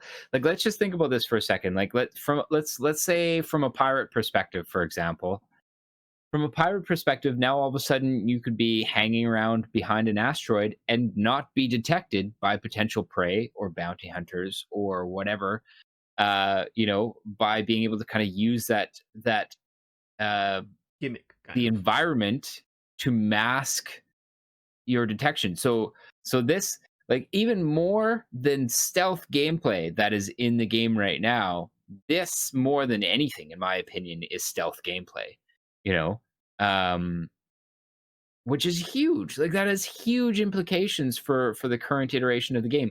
Or let's say from a trader or a miner perspective, being able to do long range scans of a potential route that you're about to take to see if there's anybody, any signatures that you're getting along that route. And if you are changing, being able to be like, oh, okay, I'm just going to adjust my route a little bit and skirt around this potential sensor return that I have there. Like all these things. But then if the And pirate is hiding behind the fucking asteroid while you're Yeah, scanning, you may not detect it, yeah, from those long range scans and stuff like that. It just adds so much more depth to the current iteration of the gameplay, and I'm not even really going into Imagine territory at this point. Like, Imagine territory starts going on with, like I've touched on, and they've mentioned, CIG has mentioned a couple times being able to detect drive trails from ships. So if you are a bounty hunter and you are tracking somebody and you know he's flying a particular ship, you oh can my god, literally scan and see, I have flashback. there's the drive trail from a 315. I know my target's flying in 315. He probably went this way, you Yeah. know? It's like Like that. Geralt. It's like Witcher 3 Yes. flashback. Like Yeah. every game has it now. Like you go into this mode. Like I'm playing RDO lately, and you also have that. Like if you play Witcher, you have that. I don't know about Cyberpunk, but there's like if you play Something similar. Assassin's Creed, you Yeah. have that mode as well. It's like You have a yeah, scanning mode. Those sorts of things like that. I mean, like, think about how much that would change the yeah. way we play the game right It now, right? opens up the game massively for sure. Totally. And yeah, so I just think that, again, I just kind of, I guess this isn't really much of a topic so much as a monologue, but I just say, like, I legitimately think that scanning is the most underrated game mechanic in this game, and I don't hear people talking about it enough. I don't think that people realize how much this could change the way they play the game. So I to think a see lot of it people are pop up, not aware of how big of a deal scanning has to be yeah, in a game like yeah, I this, guess, I which is guess, why but that like, people don't talk about it. And then on the other hand, yeah, like, do we don't really know because scanning right now the way it is, I'm cool with this being scanning for minables or whatever, but like sure. we need different kind of scanning for so people. I don't. I guess we don't even know how the scanning will look and feel in the future. They've So showed talking a about it is couple. like kind of difficult. They haven't showed long range scanning very much, but they have showed, like, in, oh my god, I always want to call it around the verse. I guess it is Inside Star ISC, Citizen hey? or Star Yeah, Citizen Live. not SC out. So Okay. ISC. They've showed a couple examples of like what their updated scanning and ping mechanic looks like, and it's pretty cool. It is legitimately pretty cool. But I gotta find that. like the long range scanning and like passive scanning and those sorts of changes, we haven't really seen a lot of, and that's really exciting for me. So to see that they are, that this is scheduled, it's something that they are even currently working on. They've been working on for a while, and that we could potentially see it in a Q2 Soon. patch. That would be amazing. That's awesome. Like Like, this I'm kind really of new excited about mechanics, that. I'm always excited for. Tell me one thing: are we going to have, if you know, or if they know, are we going to have something like scanning probes? Maybe. I don't know. Okay. I don't think they've ever really mentioned it. They've mentioned there's going to be drones, so I imagine that Yeah, but there's like a there's big probably going to be some sort of difference drone. because like scanning drones are usually these tiny things that you send, God knows, around the system and scan a certain area, while like the drones or Redeemer will fly around your ship and do the work. Which is Hmm. something I want to pick your brain about once because I've never seen the Cryastro. When you would like go there and land, and then little drones would fix your ship and refuel and all that. I kind of wish I was there for that. I kind of feel like that was a nice touch, like different. Huh? It's better than your ship just magically Yeah. refueling and repairing now, sure, but it really Okay. wasn't much. it was like 2 or 3 drones that would just, like, fly over your ship and just flash lasers down at it. Pew, pew, pew, pew, pew, pew, pew, Yeah, and but then like, your ship was is it fixed. zero? Like, is the first iteration of something? Like, I kind of we're gonna go off topic big time to this. That's the problem. So we can talk about it some other time. But like, even the ships that repair, like repair ships, port ships. I wonder if we're gonna have like repair drones and send these 3 drones, Hammerhead, and fix that part, and then send these 2 other drones to whatever the Titan or We are gonna have like, that's the Vulcan. The Vulcan yeah. has, I want to air fly dra that ship. Yeah, I'm interested. honestly, it's like I have a couple slots left in The fleet. one of my packs, uh, that I have that I've been like I still don't really know what I'm gonna do with it, and I've been thinking about bumping it up to a Vulcan. Even though, like, It has a lot of bang potential. it has a lot of potential, but bang for buck, it's probably like it gets a $200 ship, and in game it'll probably be about the same as a prospector, I imagine, I for cost, maybe a little bit more, which is easy enough to earn in game. Sure. But We don't know but how it, hard money will be. How hard it will be to earn money in game. Like the numbers we have now are like, with like not it's representative, crap. Yeah. especially because the ship prices are going to be dynamic, supposedly, depending on the like quanta system, based on resource availability, factory loads, etc., Yeah. etc. But But even just like the basic stuff, like your delivery mission, like like FedEx missions, oh like yeah, that will that's determine like a basic um income, I guess, like the minimal income per hour, you yeah, know. Which okay, so this is perfect because my next topic is actually that it's like wiping slash alpha UC rewards, which yeah, is this is just blended in kind of. So what we figured out, whoever is playing the game right now can probably feel the same way I do, and you, Maso, because you've been playing now. The rewards have been tweaked out except for one segment, and everything feels actually like obviously more rewarding, but you just feel like you are getting rewarded for what you're doing in game, which just allows you to go in and do it more, and which makes you get better at the certain game mechanic, and that makes you feel better about it as well. And it gives you the ability to buy ships. Like anyone can earn money and buy a Titan now, or anyone can spare money and give it to someone to buy a ship and stuff like that.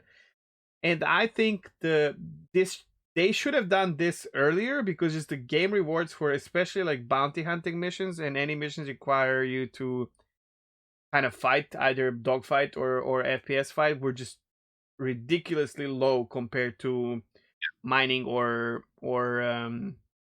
what's the name, trading. Which, like, if you like from the role play perspective, immersive perspective, makes no sense. If like I'm holding this from point A to point B and I'm making so much more money than someone going with a freaking Titan or Gladius fighting like 3 hammerheads or whatever. Like, come on, man! You're putting your life on the line. You should be rewarded for it. So there's been a big change coming with that came with 3.12, where like we got like new mission, we talked about it, like new mission progression system, but at the same time it upped the rewards and now it feels so much better, except, and I think this is really wrong, except for like delivery missions, which is like FedEx, your FedEx, DHL, whatever, UPS cargo missions. um which kind of said like these used to be much better, and now for last 2 patches like 8,000 alpha UC for 4 stops. And if you think about it, like this is every content creator used to push the new player towards this experience, because it's not challenging, but it gives you, it's like the perfect way to learn how to take off, land, get in and yep, out of your ship, and get travel it. around the system, yep, Yeah, and then get that reward at the end. Right now, these missions are the most annoying, because let's say you're flying your little Aurora and you take off from Lorville, and then you have to land in 2 places on Hurston and break the fucking atmosphere 2 times, and then go to Aberdeen, take the third one, and then go to her L3 or whatever, and then take box by box and like bring it. It's gonna take like half an hour for 8,000 alpha use. You can take the same Aurora, go into one satellite mission, and get 20,000 alpha UC in literally 5 minutes. Yeah. So that one is really bad. But everything else, I think, is in much better spot. And just want to say it, like if they revert the delivery missions back to 310 state of it, I think, where you could like pick up bunch of. Sorry, I didn't hear that. Like you didn't go through. You said something. I'm gonna say something controversial. Oh, okay, okay. But I just let me just like finish your like so eh, you would pick up multiple boxes from wherever you want, and then you can bring them to it was like no FTL Fashion Light like company, and you can bring them to New Babbage, and then you fly from roof to roof, and you deliver into these like it really it was yeah. perfect. I love that. Plus, like, New Babbage is Yeah. beautiful, and Yes. um, You were what about I to was say gonna something. say is that I hope they don't revert it, but I hope they do like what they did with bounty hunting and make it so that like you start doing those ones where you're getting paid basically dirt for the labor that you're putting it in. But as you do them, you get better paying Sure. opportunities. I actually Um, want to. Maybe it's hidden in the game already. We don't know because no one is trying. I guess big time. I don't I mind that. I like that, but at the same time, don't let me do 4 stops for the first mission because I'm gonna 30k. Box will not yeah, spawn in you one of the. I'm gonna one of the boxes will drop through my Aurora mid-flight, and I will not be able to do it. Like will it's say that. just bad I will say, experience. yeah, the 4 stops is just not good for the state where like the state of the game right now. You're True. right. You know, like the risk of getting halfway through one of those missions and 30k'ing, or especially, and this is the case of my friend who is starting to do those delivery missions and stuff like that. You know, like he's got kids and stuff like that, and he was asking me like, "Hey, if I log out in my bed, does it save my progress through this mission that I'm doing?" And I had to say, no, it doesn't. You know, like you just did 2 out of 4 of those stops, which is going to take you longer when you're a new player and you're Yeah. figuring shit out. You know, so that may those 2 stops may have taken you half an hour, and something comes up and you have to log off, or you get a 30k or something, and you've just lost that progress. You have True. to go do it all over And again. it's not your mistake that cost you. No, yeah, no, and it's just the game's Yeah. fault at this point. And for these missions, I don't think the payment is ever an issue. They give me like 2,000 alpha AC, but let me do like one. And then if I Hmm. want to pick up like 10 of those and fuck it up because I was piling it up, then it's on me. Like, you don't have to do that, motherfucker, right? Or So, take the bigger ticket ones where you're traveling across system, you know? yeah. True. Yeah, I feel like the structure of the previous delivery missions where it was just a single one and then you get to decide kind of like how much you stack up in there. I do feel like that was a better gameplay experience for sure. Um, True. And then it's not only that, it's also stacking 4 boxes into a starter ship like Aurora is just. Oof. yeah. It's not the good experience. Sorry, 3 boxes not. But overall, the reward system right now is far better than what it was, in my opinion, and I salute to that. That's amazing. And with that, I was actually expecting a, a wipe so that they can like track how it goes. Um, and was surprised that there is no wipe, especially because we know there were issues with like refinery where people are billionaires now because of the glitch. But you had an interesting take on that, and yeah, go for that if you remember what you said. Yeah, I have a couple different takes on that. One of them is that I'm not surprised that there wasn't a reset because we've seen these exploits before where people were making billions This and they didn't easy? reset. Oh yeah, even Okay. easier actually, because it used to be just a cargo bug. So people would load up a hold full of laranite or titanium or anything really, and you'd go and you'd sell it, and it would still show that your ship was full, so you could sell it again. and again and again and again and again, as many times as you wanted, basically. Like, oftentimes you could get like, hey, eventually the server would catch up and it'd be like, oh, you sold this, but like, how many times did you sell that cargo before it caught up with you? So that was 3.8, I think, actually. Yeah.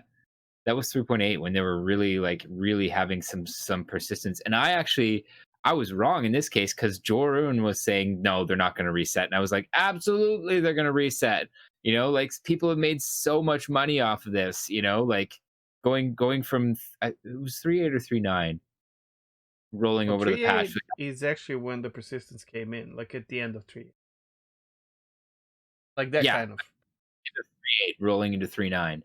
Um, yeah, and I was shocked they didn't reset. Like, even though people it was even easier than this refinery bug, and people made so much money off of that bug. Um, so But then I had another thing in mind because it's been a while since we had the reset, and then they implemented the new. I don't think these bugs, like the way people get money, should be a reason to reset because you screw up people who are not using the bugs. There is one bad side about it, that's people gifting money to random players left and right. Like all of these yeah, new players that I was talking about, they all got like 5 million from someone, and that's just not how you start the game. It's just like detrimental to your experience. But kinda I don't, ruin it. and you can't say no to it. Well, you can just send it off somewhere else. True, Send it back. but that's hard for a Um, new player. Wait, I'm gonna just change the server because sometimes now hmm,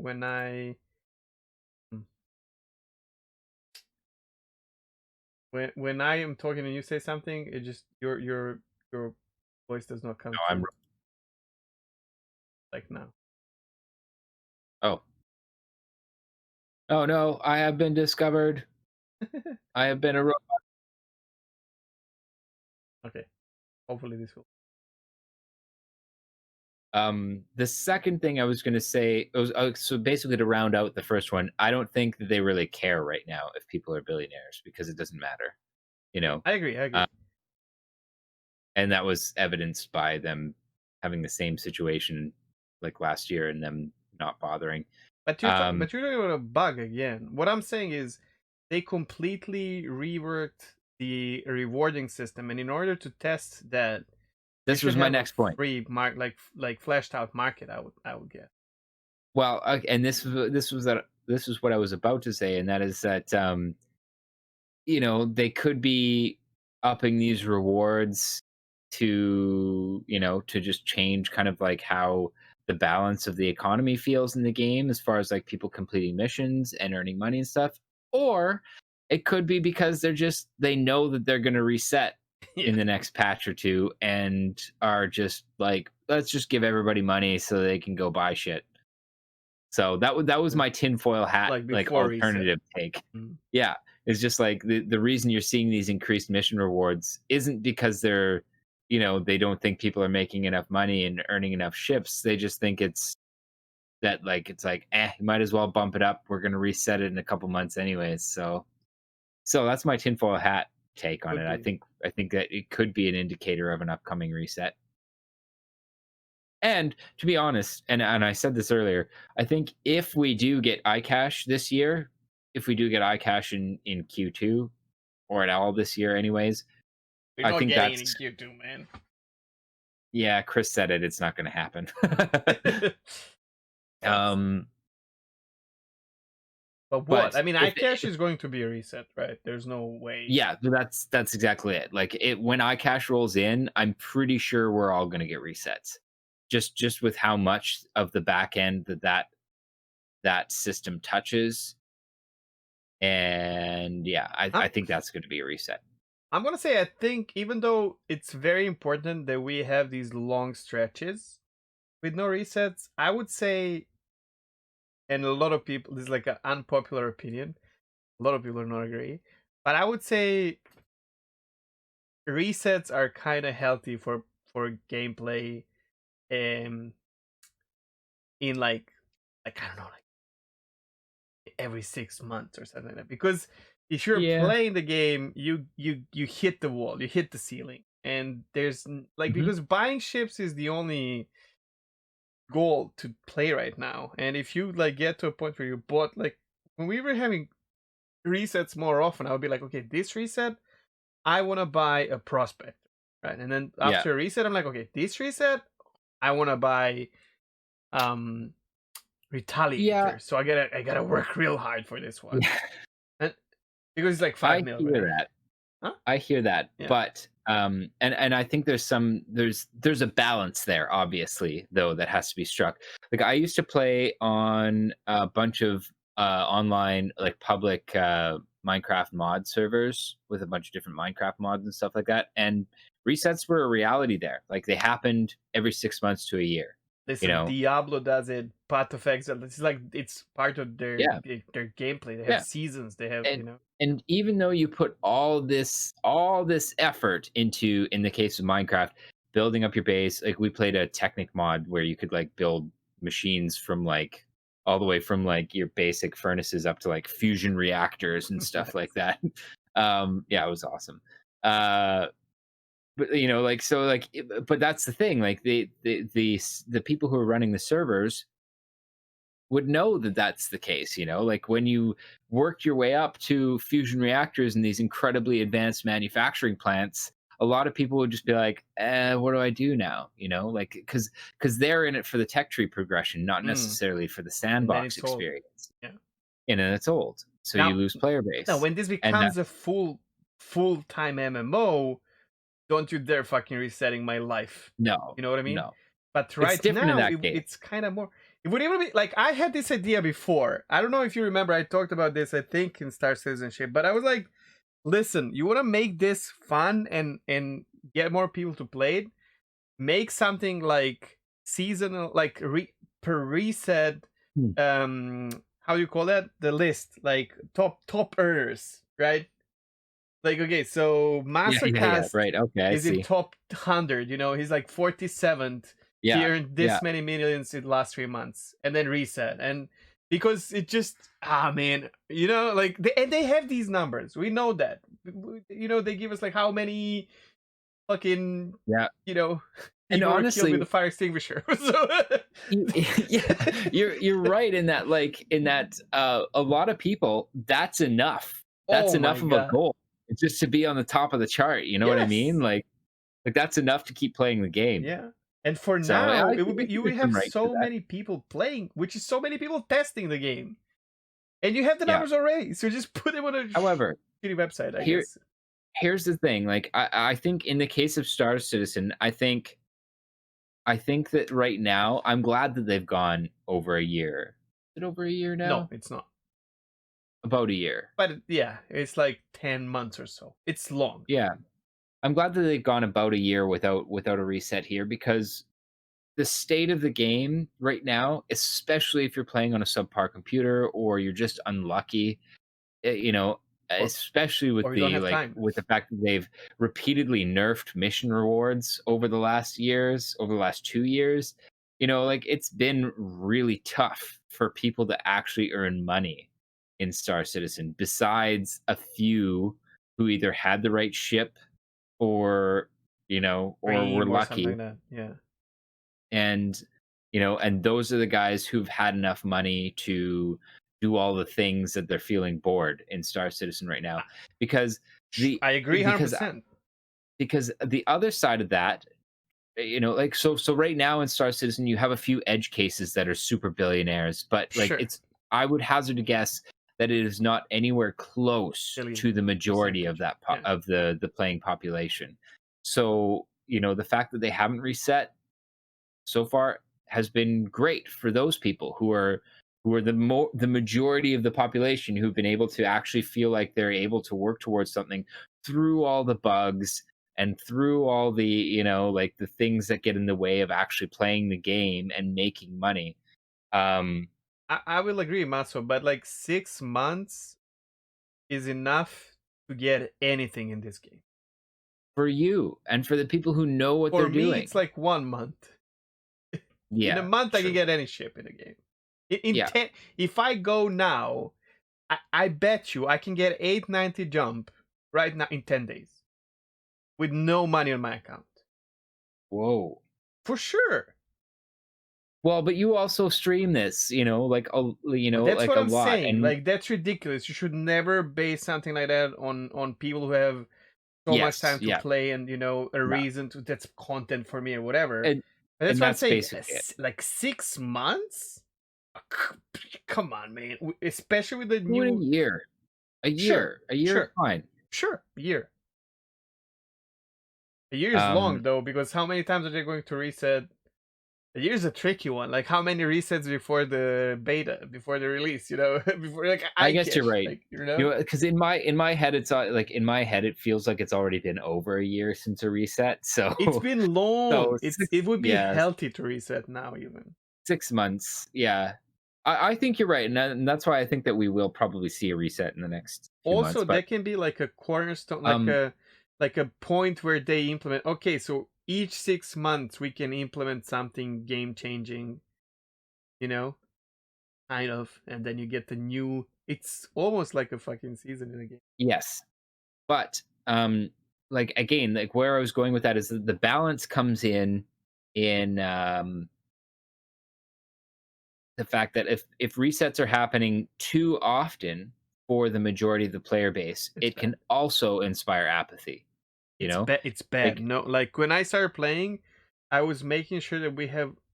I was told that it's like 3 month period, but then I figured out it's a month period, but it's sometimes it was yeah, like 2 weeks, yeah, and that's yep. just detrimental fully. Like it's It just not totally demoralized enjoyable. me. Yeah, Absolutely. like I would just stop playing That's what I'm basically. saying. I think sweet spot with like 6 months, you have like twice a year, you have a reset. It's such a long time, to do whatever the fuck you want. And then, Yeah, if you know it's each 6 months, people start playing World of Warcraft once classic, like on private servers, like once every year or something like that. Like it's just you get excited about the new cycle because it gives you a fresh start with yeah, like someone else now. Okay, let's see now, yeah. motherfucker. Like if you're gonna get that shit before me or something like that, it's Well, that's where that healthy. balance is. Yeah, Yeah, that's where that balance is, right? Because if you get the balance right, people are excited to start fresh again, you know, to try to kind of like do things or at least that's the case it was in some of my Minecraft servers anyways, was true. like, you know, like when it was like a good amount of time and you're kind of starting to feel and then the prospect of getting all that dopamine rush of getting like that initial progression all over again, that feels good. That does feel good. So yeah, I don't know. Like I think you're right. I think resets can be healthy, and I think pretty soon actually would be a good time for a reset. But at the same time, I don't know. As far as the time frame, I don't know. Like right now we're coming up on a year, and this feels like a good time for me. Sure. Somebody who's had the opportunity and the ships and the know-how to go and make enough money that I could buy multiple multiple ships and stuff like that. Let me put Uh, it this way. This will probably put in a different perspective. Like if you play right now and they tell you, okay, we don't plan on resets, but there will be resets. Like it's not like, so in dual universe we both play dual universe. They're like, mm, there's no more resets unless shit hits the fan, right? Like if something goes wrong, we'll have to reset, guys, and everyone's like, that's okay, but we know you're not planning on resetting. With CIG is like, we're not planning on resets, but resets will not might happen. Resets will yeah, happen. With yeah, that in mind, you have like this thing like, okay, I want to grind, but reset will happen. It can happen tomorrow, or yep, it can happen in 2 years. Would it be healthier for you to know this date I'm getting my new opportunity to start? Just like I have dates when I get my buyback tokens. Like I plan around my buyback token. You know what I mean? right, yeah, yeah, yeah, It's healthy. Like it's just healthier for you to know. Okay, it can be a sliding time, but like to know like roughly where to expect it or something. I don't know. yep. I still think a year, Sure. at least right Sure. now. Um, But But yeah, I'd like to have it like at any like, but then can you guarantee that you're not gonna reset in a year? That's another thing. Like, well, so far they've managed no, no, for but pretty much a sure, year. sure. But it could have happened that they had to, True. Well, Yeah, shit that's happens. We're true. playing an alpha, so that's Yeah, okay. and to be fair, like they were very clear about that too. They True, were true, true. like, No, no, no. I you I know, expect resets. It's not, and this I would there never be literally could pissed be a off. reset any day. Yeah. Exactly. Yeah. All right, let's go on. Okay. Topic your topic three, the major pillars. I kind of touched on this a little bit with scanning, but again, I was kind of perusing over the progress tracker again, just kind of like just literally going through it line by line, looking at like what's happening, like what are they working on? Where is it falling?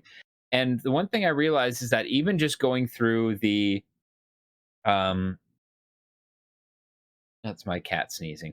Uh, um even going through the like just the actor feature team, I was just like, oh, this is a little like, I just started to realize that a lot of the seemingly small, not very flashy things that they're planning on working on in the initial 2 quarters of this year are looking like they could actually add some of the some like quite a bit of changes to how we go about playing this game.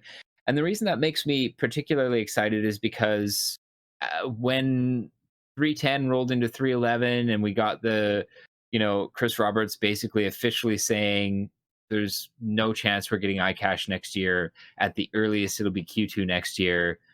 I was just like, ugh, because I know that that basically means that there's going to be no major changes to the way we play the game Everyone's until just waiting iCache for gets in. that, man. I Yeah. am starting to hate that thing.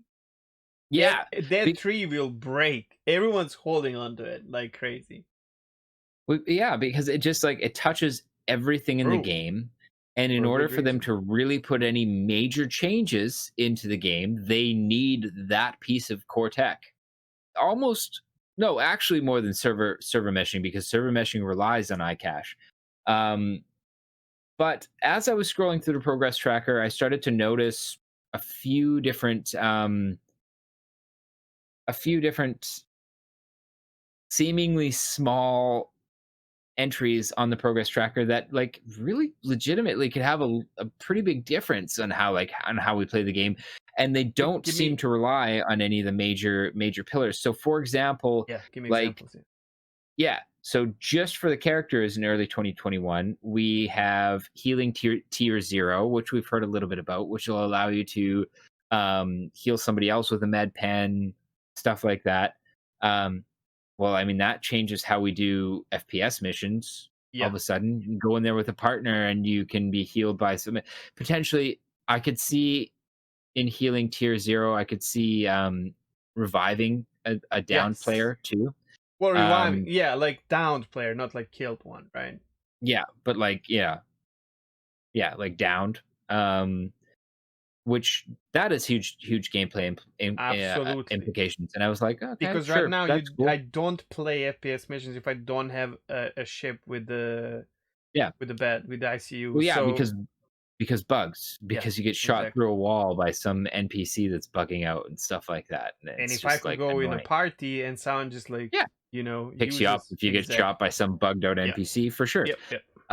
But then I kept reading and I started seeing things like EVA tier 2, where all of a sudden your EVA is going to have limited fuel. Paired that with the 0G push pull, which is, slated for the earlier parts of this year as well. And the That's grappling going to, gameplay. and the tractor beam, exactly. Yeah. Tractor beam gameplay, like that has implications for how we go about playing the game. I don't Then see you how got, much implication that would have now, uh, but like this one ties into my next one that I was going to say, with like, the other one was, oh, I deleted it. It's cooperative moving of objects and things like that. So basically, like one person pushing on this crate may not be able to move it. Two people okay. pushing on this crate can move it.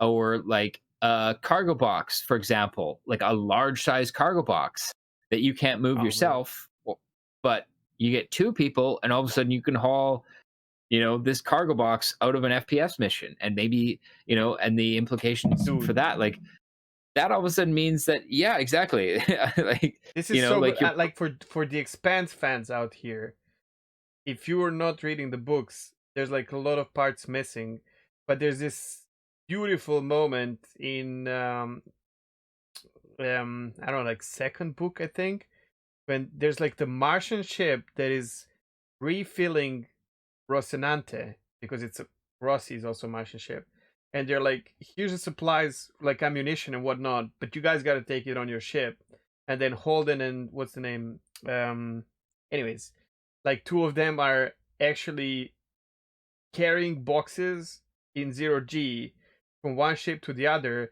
and he's literally thinking about does he have enough juice to like push the box back before being splashed into a ship and killed. It's like, and I had yep, all this in my mind, like as you're talking about it, I had it in my mind when I was reading the book, and I was like, oh my god, sure. that's fucking amazing. Yeah. Yeah. So while again, like it seems kind of innocuous and like it's like a pretty minor thing at first, but when you start thinking about the things that you might be doing, um, Yeah, if we get to you I, to I move yeah, SCU. well, yeah, flat out, like being able to, like, because right now there's the stupid little boxes that spawn every time you Yeah, blow up a ship or go to a wreck, and those can only carry, like, let's be honest, it's a pretty insignificant amount of it's money to the point where it's ridiculous. not worth Even picking them up. drugs, like nothing. Yeah, just not worth picking them up. But the bigger boxes, that all of a sudden means that that's Dude, one potentially more box of money that you could be. Laranite is, without investing into it, is actual money. Yeah, Just saying. yeah. So all you need is two people to basically be able to haul that, and that's scheduled for the beginning of this year. Okay, that's And good. then, You changed my mind. Good job. and then, the what kind of ties into that too. They have talked about expanding harvestables and minables out, which is, and this is literally like a take from their card. The some of the first instance, I suppose it'd be technically the second instance of looting Mm, in Star Citizen. We've had harvestables and minables out there before. Like you can go pick fruit, which is useless. You can go pick up rantadung, which is useless, and you can go pick up guns from NPCs, which is sometimes useful but mostly useless. Um, but true. like they're expanding this out. They talk about being able to loot medipens off of bad dudes, extra magazines off of bad dudes, or like in boxes and stuff like that, you might find food and water, which is Yeah. that's useful, dude. Like Being I able said, to like like you have complete the a mission, we have this already. We have it in prisons. So I don't know how much time you spend in a prison, but sure. I go I around the don't. I prison and I find three bottles of water, a shank, and Yeah, a but you don't bar find of that out in food the or something. universe. Sorry? You know, you don't find that out in the universe. No, And no. and expanding this stuff out into the universe is going to change how you play. It's the Now all of a base of sudden, MMO, man. Like it is looting stuff is looting. so important. Yeah. So for example, now instead of like, if I'm rummaging through a cave or something like that and I'm starting to get thirsty, instead of having to like, oh fuck, I guess I gotta go now because I'm about to like die of thirst, like instead being able to like, oh, this guy has a camp up here. I'm gonna go grab a bottle of water from one of his like chests or something like it just changes the way you play the game. True. Or the example I used earlier was like if they have these lootables and harvestables and stuff like that in the aid shelters that you see around various Mm. moons, all of a sudden, instead of going back to a station to go to a fucking vendor to pick up a bottle of water, you could be like, I'll just divert by this aid station here and see if they have anything I can use, Okay, so Like that that we're like from your like this, it's like yes or no answer. We have like food dispensers and other kinds of like quick buy uh sure. in the game. Were they ever working at all? Any kind. We have ATMs, we have like instant Oh, noodles, we oh have no, those never worked. um No. soda The can vending machines, machines. Yeah, vending machines. they never worked. Okay, No. so if you have in like first aid shelter and automated, med pen vending machine and water machine, there you go. Sure. I was even thinking just being able to loot Yeah, yeah, but sure, but yeah, that's like if you it. have to That's buy it. them, sure, Yeah. like that makes sense. But yeah, like all those when you put all of those things together, even though individually they may seem like not a big deal, Mm. when you put all of those things together and throw that into, let's say, like a Q1 or a Q2 patch, or maybe over the course of Yeah. Q1 and Even Q2, one, two of those things, like a big like difference in gameplay. all of a sudden, next thing you know, you're not playing Star Citizen the same way you were last year. And Mm. that to me is That's all exciting it takes. because Mm. the main reason I stopped playing for 311 and a large part of 312 here was because I was just like, I have played this game I've done it. Yeah. from 2014 to now. I've done pretty much everything, Yeah. and That's what it is. you know, you looking at the next 6 months and thinking that there's going to be nothing new, and that I'm not really going to be able to, like, okay, there may be new locations or maybe new ships, but the game itself isn't going to change until we get server meshing, and then server meshing, and then everything can come after that. So like we're looking at a year before like major gameplay changes. I don't Uh, know, You man. know, I've started to feel Like a little bit better 312 looking at changed that this. in me because 312 was for me was like, oh man. Yeah, yeah, it's And true. then It it did look like a changed really flat patch. everything, dude. The game is so different than I actually. Oh, It's come not on. though. Oh, it I is. I wouldn't go that far. Personally, I wouldn't go that far. It's still Star Citizen. Missions are still missions. I'm having There's a so little bit of much more fun progression. playing it now. I don't know, I'll dude. agree. I'll agree. Like the refineries and mining and stuff like that. That's pretty cool. I played a little bit of that over the last couple days. That's fun. But like ultimately, even with the bounty hunting mission changes, it's still just bounty missions. It's still the same missions we've been What about playing the for the Arlington last. gang, for example? Have you done that?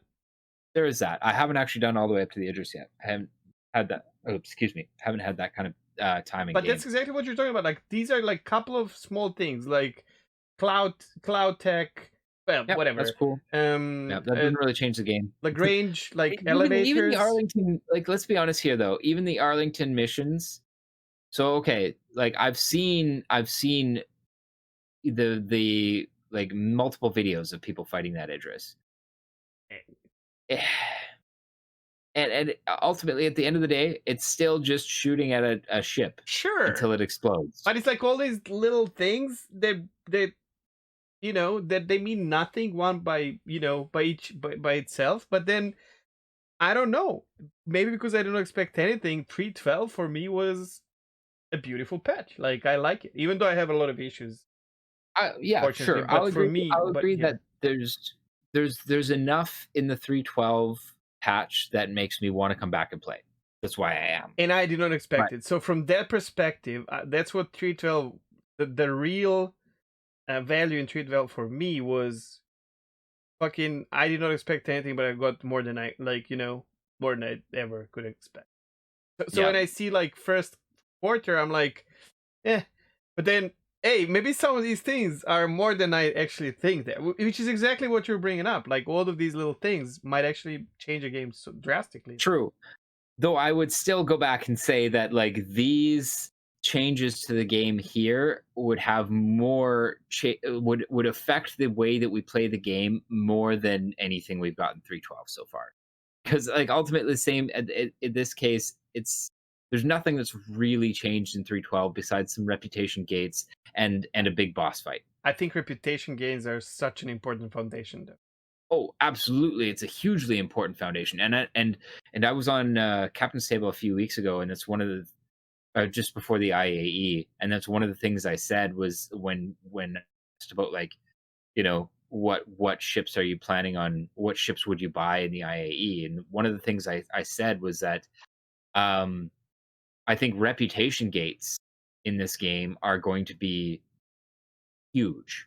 Hmm. I think that they are going to be the majority of the gameplay. Actually, Hmm. the money is going to be Money just is just a just one grind. aspect. Yeah. Yeah, but it's those reputation gates that are going to be Hmm. the real determining factor. I think So that's the gonna point be I was like making, strategic point of game. Like, you gotta figure out upfront what do you want to do and how. This yeah, this kind of brings me back to Knights of the Old Republic 1 and 2. like Star Wars, where you actually have to like, okay, I'm gonna do this, but like, how am I going to do this, which will affect like everything after.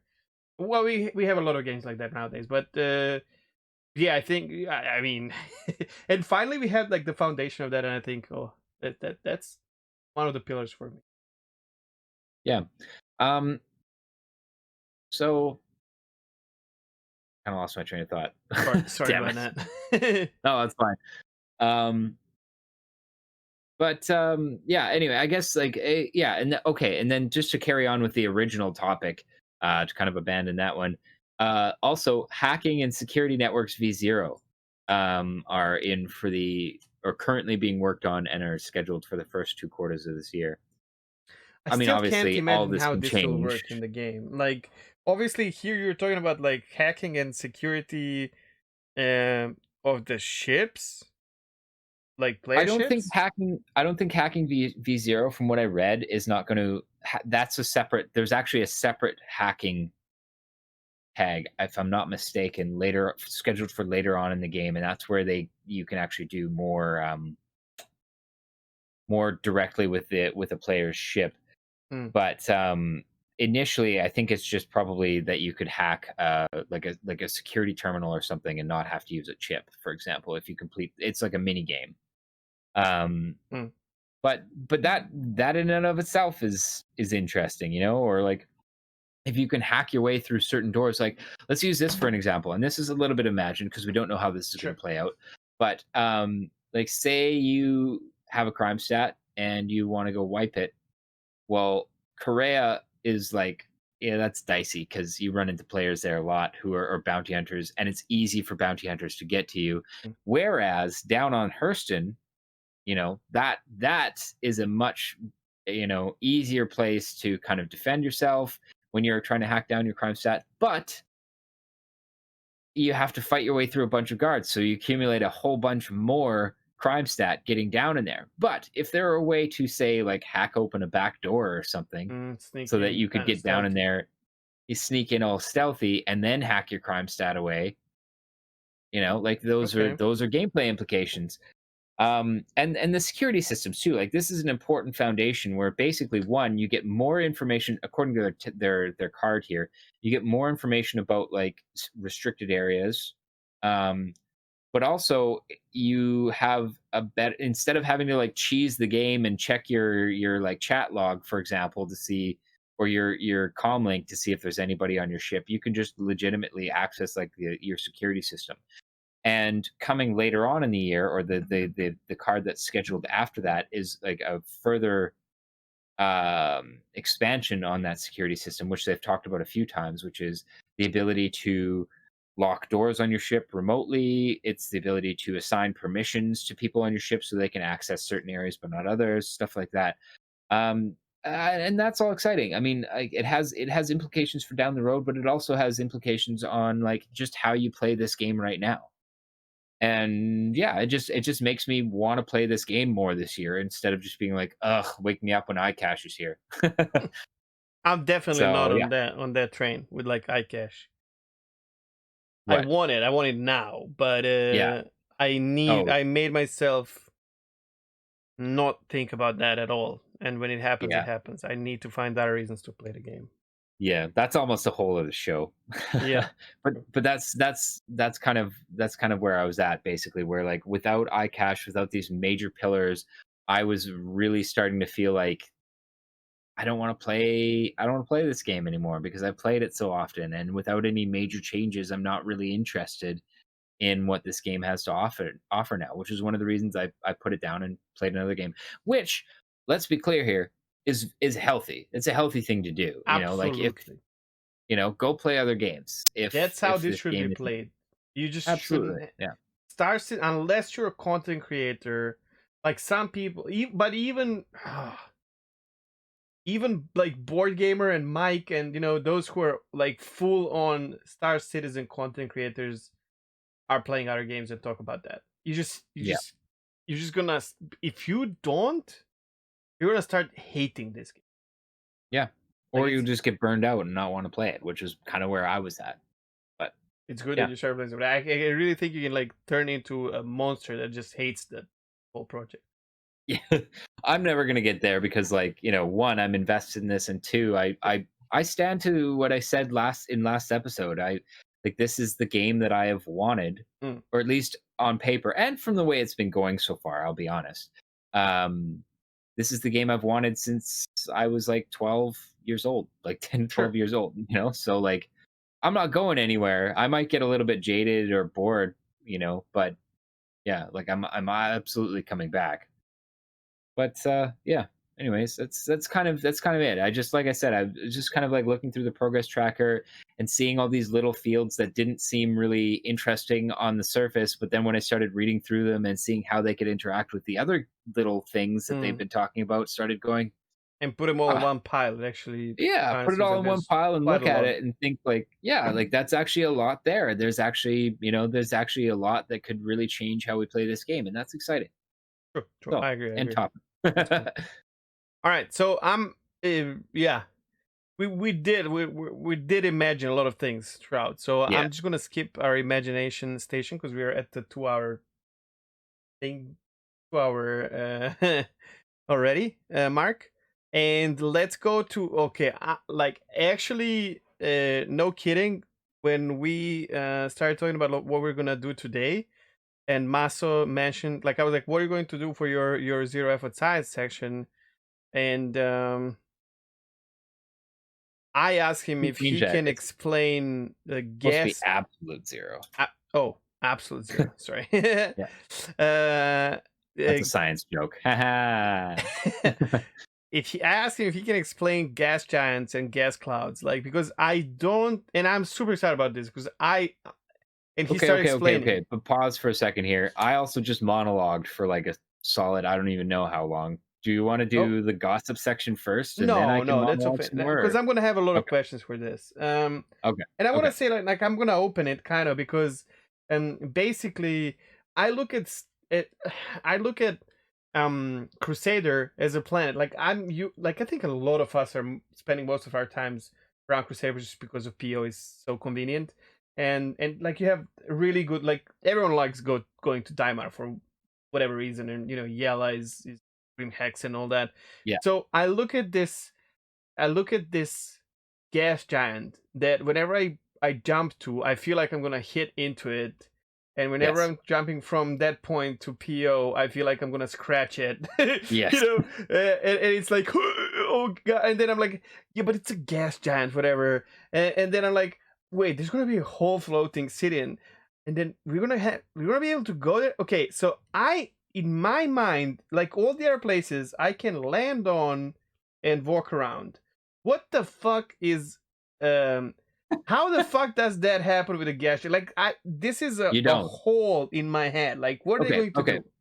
Go for First of all, it. the thing that's important to note about Crusader, and this is in the lore, is it's a low mass gas giant, which means that it is not Jupiter. Like Jupiter is a huge planet, and because it has so much mass, the gravity it exerts is colossal, to the point where if you're even getting down to the cloud surfaces of Jupiter, you're going to be experiencing serious gravitational effects. but, And but wait, like wait, but there's what happens when you get caught by gravity on Jupiter? well, you would just like you'd plummet into it basically, and you'd plummet into it so fast that the gas you're going through would exert so much force on the hull of your ship that you would literally burn. um But there's you no know solid state object there in is. within Jupiter. Oh yes. Oh, there No, is. there is. There's a huge solid core. We don't actually Oh know shit. what's in the Okay. core. Any gas giant has a core of See, that's that's something I solid. don't know. um but like they've just all because again, like because of the mass and everything like that, the larger amounts of mass and solid bits end up in the center and the gas floats around on the outside. Sure. Um but we don't actually know what's in the core of Jupiter yet. We suspect that like it's like highly compressed metals, to the point where we even actually think that hydrogen might exist in its metallic form in the core of Jupiter. This is something that people don't actually know. Hydrogen is a metal. If you compress it, um, Okay. hard enough, hydrogen becomes solid and it's a metal. Can that Um, happen because of like chemical reaction when you don't no, just expect it? sheer pressure, just Pressure. sheer Okay. pressure. Like you Um, can't fly your ship using hydrogen fuel and then all of a sudden it materializes into a metal and you're like your ship is full of no. metal. Like Though one of the there has been like talk about I'm kind of getting off topic here, but that there has doesn't been matter. talk about like compressing hydrogen to a point where it's in its metallic form for like hydrogen storage, but this is like Oh, okay. not anywhere close. Okay, okay. But anyways, Wait, before you continue. So you have a solid core, like a planet or whatever, and yes, then it's just around it huge. you have gas. So that's in essence gas giant. It has its own Mhm. gravity and everything. How big, let's say Jupiter, or if you know about Crusader even better, or both, how what's the percentage? Like is it like is a gas like 10% like or more like on top of the planet itself? I don't know if we know. I don't know if we. At least I don't know the exact Sure. answer to Okay, that, okay, but I okay. do know that Jupiter, for example, the bulk of it is like hydrogen gas, methane, a bunch of other stuff. Um, and the further down you go, it actually stops kind of being gas, becomes liquid. Um, and like the densities get so high that that it doesn't really function like a gas so much anymore. But Crusader is not that. Crusader is much smaller and much less dense than Jupiter, which is why in lore they're able to kind of like take advantage of the fluffier outer regions of it, and have these kind of like floating cities that aren't being basically pulled to terminal velocity in seconds down towards the core of the planet and crushed and or incinerated. Um, so because it's that low mass, yeah, like the Crusader was able to kind of like set up these floating kind of cities. Hmm. And Crusader actually has, according to lore, a breathable outer atmosphere. And in theory, that's In the actually gas possible or on the surface? in the gas. So, well, again, with any gas giant, with Crusader, if you start getting down into the lower levels, you're going to start experiencing huge amounts of pressure and heat. So So we're yeah, I not mean, going to be able to get to the surface of Crusader, basically. you won't be able to. No, no, Man, I'm you'll die learning. I love this. long This is so before cool. that. Um, uh, so yeah, like you go down far enough and yeah, you'll experience those like huge densities and pressures. The thing is, because the mass isn't that extreme, the outer atmosphere is still relatively calm and it's relatively fluffy, and you can experience that without getting kind of like sucked into the depths. Um, but yeah, so Crusader in this case actually has a oxygen nitrogen mix in the in the outer parts of the atmosphere, which can theoretically exist. And in this case, off the top of my head, I'd say it's probably assisted by the fact that it is a low mass gas giant. Oxygen is a heavier molecule than, for example, hydrogen. So on Jupiter, any heavier molecules like oxygen and like any of these heavier kind of like higher in the periodic table atoms and molecules, they get sucked down into the core, so you're left with basically like the incredibly light gases like hydrogen and helium and stuff like that on the outer parts of the gas giant. And because the mass of Jupiter is so big and the gravity is so strong, there's no chance really for those heavier elements to really get kicked up into the outer atmospheres, not in any appreciable percentages. Anyways, from what I know, anyways. Again, I'm S- not an astronomer or an So wait, but how does it happen? So astrophysicist. we saw Orison, which is Yes. the major landing zone, and I was assuming we are gonna have like couple more, like in Area 18, like Area 18, Area 17, or whatever. There's not like really playable now, but I mean, you know what I mean. But like, so if the gravity is not pulling it down, Oh, it is. Yeah, the gravity's still there. Like it's absolutely being pulled in. they haven't in lore, they haven't really talked about like how they're floating it. Um, Oh, do they have like some kind of could be combustion anti engines that are it like? could be engines, could be anti-grav. I doubt it's engines. Oh shit. Um, Okay. but the other way that it could potentially work, because this is something that we've talked about for potentially colonizing Venus, is just very, very large um, blimp, basically, balloon surfaces. So you basically inflate like hydrogen or helium gas in large surfaces, and because even though it's a low mass gas giant, it's like you're still in a situation where there's like atmospheric pressure. So if you were able to kind of like inflate large balloons full of hydrogen gas, you'd be able to basically almost indefinitely kind of like float Well, in yeah. that upper atmosphere. Like once you reach like You a probably don't even need balloons. You can probably equilibrium. just trap it like within, like if Yeah, it's like you it's can trap it under, I don't it's know, really areas, hard. right? Hydrogen and helium are so small, like their atoms are so small Oh, that they it's really very lump. actually it's really hard to Mm. to trap them. Like right now, it's one of the issues we have with hydrogen storage is there's naturally going to be leakage because our material science isn't advanced enough to be able to build stuff that has a that is Solid I won't enough, say kind of. airtight. Airtight Mm. isn't the right word, but airtight Yeah. enough to be able to keep in hydrogen.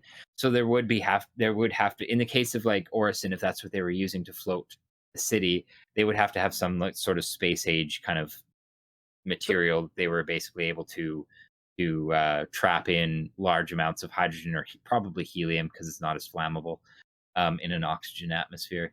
but Um, something goes wrong, and the city like yes, flies plummets. away, Yes, or yeah, but even plum- like you just plummets like, into the depths. yeah, or the Yes, other way, like if you have like too much of whatever is holding in there, it gets out of the atmosphere and flung out just into the atmosphere. it's Yes, just gone, potentially. Yes. like Yeah. massive debris, whatever Yes. in space. Yeah. Okay, So I thought I'm so gonna Orison live is there, but I'm not gonna live there. well, clearly they've lived there for like hundreds of years, so they got Sure, this shit on lock, you know. Um sure, that's fine. I mean, That's you have no problem being in a spaceship. That's much more dangerous. Yeah, but you're in control of it, and like you Yeah. expect. You think you are until something goes wrong. Yeah, but like you have in mind that something goes wrong, you can fix it. It's just a spaceship, Yeah. and it can Yeah. have your EVA suit and Clearly helmet they and can all do that that. in Orison as well. But yeah. Sure. Anyway, so that's kind of the theory behind this. Is they'd have some sort of flotation device, possibly anti-grav, because they do have anti-grav tech in limited usage in this universe. So it could be that. But yeah, like so the reason that they can do this on Crusader is because the mass is low enough that well, this is my hypothesis. I don't actually know this, but the mass is low enough that you'd have like convective currents basically that would be able to like basically circulate these heavier elements back up into the higher areas of the atmosphere, and you'd be able to build up those heavier elements like oxygen and nitrogen in the upper areas of the atmosphere in a percentage that a human could breathe. So yeah, theoretically possible. Can't happen on any of our gas giants because Saturn and Jupiter are too massive. So all that oxygen, in appreciable percentages, anyways, would get sucked down into the lower areas of the atmosphere and probably never come out. How do you even And start then you start building getting a out to thing like, that like you go with like a big ship that you turn into like a center of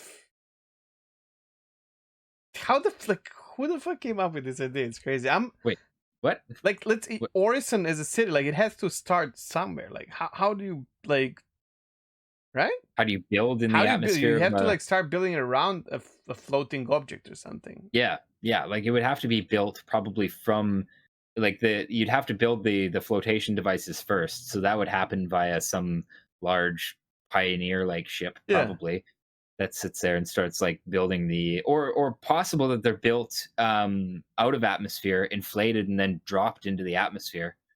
Wouldn't it be like super risky though? Well, I guess you can calculate. Maybe. I hate using the 900 years in the future argument, but it's 900 years in the No, no, yeah, future. yeah, Like yeah. they're not. It's more like, yeah, I'm not saying like it's possible or not. It's just crazy in a way. Yeah. Okay, And so ultimately, I will say that it doesn't really make a ton of sense for them to like, because this is the thing, like Crusader Industries uses that the atmosphere of that gas giant to build their ships. So they use it as their shipyard. That doesn't make a ton of sense. wouldn't If that you were going to affect build, sorry? wouldn't that affect the whole operation of shipbuilding and everything in a way? Yes. I mean, I guess their logic is that like if you can work in the open air and you don't have to have everybody in EVA suits and stuff like that when you're building, okay, sure, that's a thing. You could work, all your workers could be in open air. You don't have to worry about air leakages or micrometeorites as much and stuff like that. But ultimately, at the end of the day, for any spaceship, gravity is the enemy. For pretty much everything, gravity is the enemy. So I don't know why you would build things in a shipyard in a gravity well like a gas giant, even if you're in the upper atmosphere. It would make more sense to build them out in space. So Okay. that part's kind of one of those areas where you kind of got to suspend disbelief. Any large ship manufacturing Ha- facility would probably be in space. it just came up to me like PO is floating above. How the fuck are these things anchored? Like, how do they know Port Olisar? any It's of just in these an orbit. stations? Huh? Port Port Olisar is just in an orbit. So it's in an orbital pattern. So it's like it doesn't need to be anchored. It's just moving at a particular speed in a stable orbit or relatively stable orbit around Crusader. Just like the moons ultimately. It's just a Huh. different moon. Um as for like how you'd anchor the city of Orison, that's a good question because ultimately a floating city like that would very much be subject to where the winds were blowing, literally. Oh my god. Because you're not anchored to anything, so that it's going to be in reality, anyways, it would be blown around by these massive, massive air currents that are kind of circulating around this gas giant. Oftentimes, too, very, very high winds. That's another question. Like, especially when you get up into like higher latitudes where where the density is, or the higher like further away or further up in the atmosphere, the where the density is lower, like wind speed starts being huge huge in these gas giants, like hundreds and thousands of kilometers an hour. Like the wind speed on Jupiter. Hold on, the Jupiter. Wait, would there be a way of like preventing this? Okay, 384 miles per hour. So whatever that is in So, non-stupid imperial units. oh, shots fired. um, yeah. But let's say like up um, to like 500 kilometers per hour or whatever. Like that's crazy. yeah. Yeah, Uh, well, and that's the thing, right? Like in a gas giant like this, when those wind currents start going, there's no mountains or anything to interrupt them, right? mm. Besides other convective currents. So potentially those winds are going to be Wouldn't these really winds be high on like Orison. constant then? Oh, constant, absolutely. Like But there's like they wouldn't change in a way, right? So they maybe might change depending on like because there's different, like for example, when you're looking at Jupiter, the bands that you're seeing there are different streams yeah, of like current airflow, in right?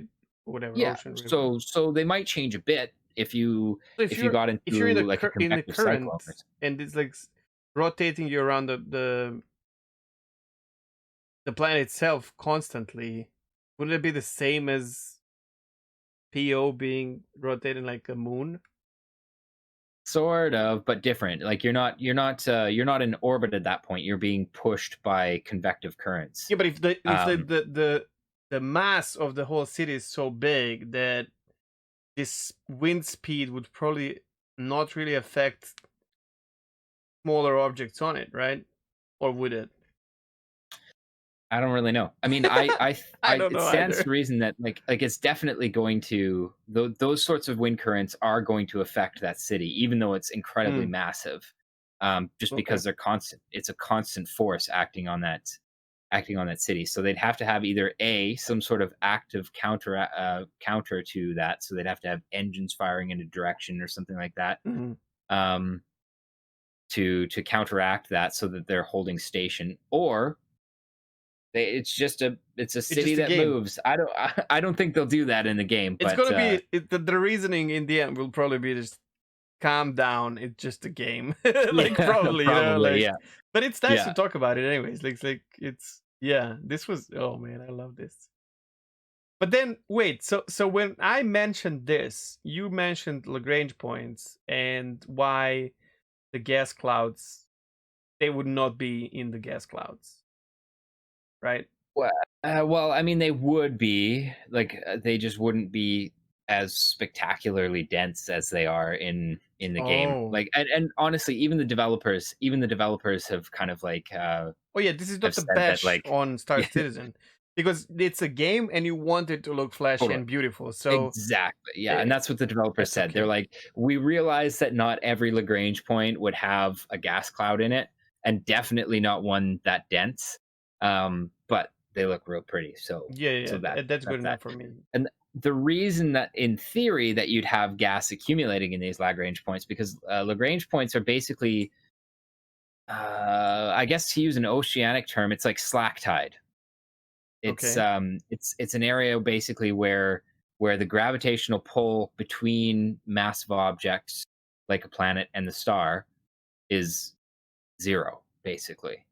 Um, Okay. so okay, so you have the sun that exerts its own gravitational pull, and let's use Hurston as example, and then you have a big planet like Hurston that has its own has an additional gravitational pull, and somewhere between there's a place where the gravitational pull from the planet and the gravitational pull from the sun is equaled out, and that's a Lagrange point.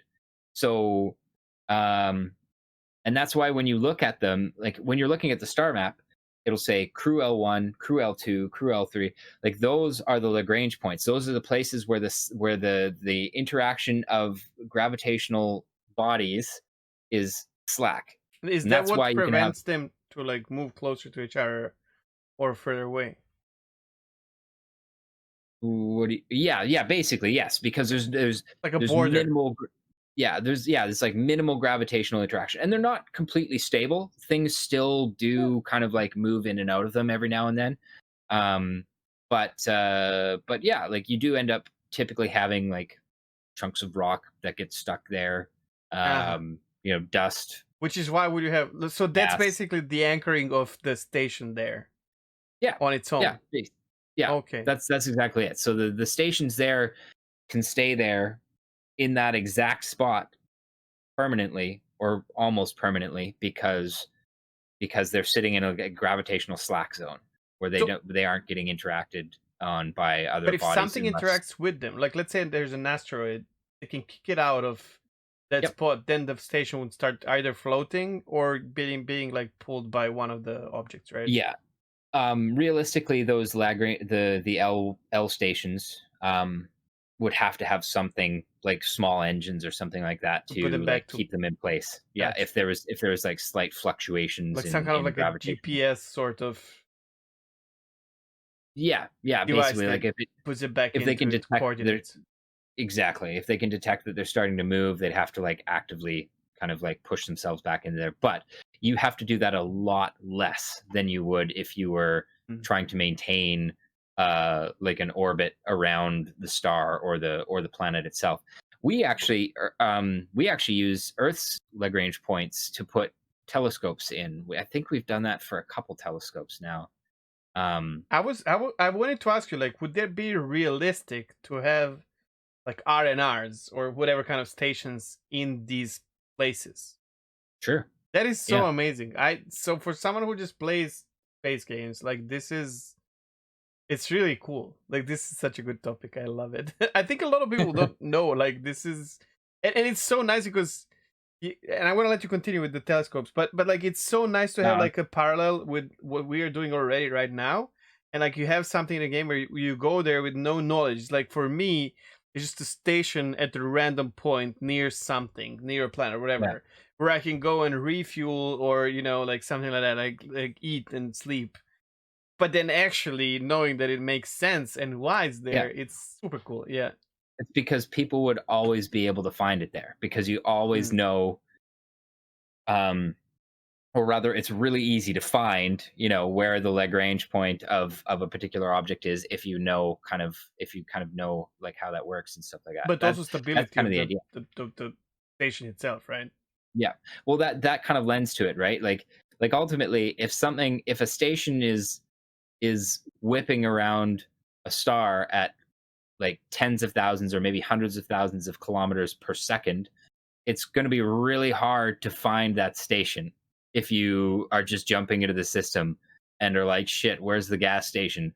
Oh fuck, like Okay, makes sense. Yeah, yeah. it's booking it that way because it's not in a Lagrangian orbit. It's in a like a traditional orbit. Whereas, for example, if you jump into that system, it's easy to find planets because they're big, for the most part. So it's like, oh, there's the planet. Okay, there's the Lagrange points. Like your nav computer would be able to like easily work that out. Whereas like unless you have some big time telescopes and big time scanners, finding a tiny ass little station, even if it's a huge station, it's Nah, nothing that's compared to of course. the No, no, no. space The that the it's in. mass and the, like size of the stations compared Yeah, to everything else in nothing. space is just Yeah. a speck. It's So ridiculous. try finding that when you just jumped into a system, it's traveling at like Okay, yeah. potentially hundreds of thousands of kilometers. I may be overestimating with the velocities there, but Doesn't like matter. Yeah. very, very, very fast. It's tiny. How do you find that to find and then rendezvous with it, so that you can Land. refuel? It's like Yeah. like not happening. So the Lagrange points make a ton of sense. I was really glad when they added those. Those were cool. So how do they supply these stations with like power? Like it's water gets hauled in, Mhm. but what about the power? Can they are these things self sustainable? They'd have to be. As What far about as in like real life? Like those telescopes you mentioned, all that. How do you solar panels or something? I don't know. Yeah.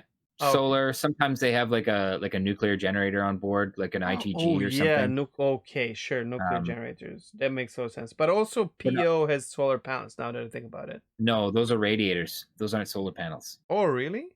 Yeah, this is possibly another Yeah, sure. absolute zero effort science show that Sure, sure, I'm that sure. I'm getting Let's rid of. keep it for that. Oh no, I already touched on it. I'm gonna now. Okay, go. So those panels that you see outside of the space stations are not solar panels; those are radiator panels. One of the very difficult things to deal with in space is actually heat, That makes um, sense. because there's no, like here on the Earth, we shed most of our heat into the air. But so basically, the air making contact with our skin, helps to kind of like suck heat off of our body. If we didn't have that, we'd overheat and die. Mm, Um, I still do. yeah, but yeah, yeah. So in space, you don't have that air. You can't use that method to get rid of all the heat you're generating in a station, especially in the case of a futuristic space station where Oh, we its assume that they're own running heat. Sure. where they're running like fusion generators potentially inside and stuff like that, like some sort of like space age power supply, not to mention everybody breathing, moving around, you Everything know generates heat, like humans, like everything, everything around humans. ships flying into it and firing their engines. Sure, That's sure, sure, heat sure. that goes Yeah. into the station and you got to get rid of it somehow. I mean, for the um tiniest, like we generate heat, and quite a lot of it actually yeah, that we're not aware totally. of. But yeah. And you have to get rid of that somehow. So that's what those big panels are out in on those stations. Those are panels that they're using to basically radiate thermal energy away from the station. So did you like And create the flow of that heat like away from the station that just keeps yeah, going?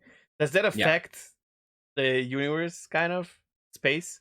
sort of. You can see it. That's one of the things that we that the like search SETI and stuff. Like SETI is primarily radio based, but one of the things that people who are searching for extraterrestrial life or like techno signatures is for waste heat. You look for waste heat Gotcha. Yeah. from a star. Yeah. Okay. Um, Right.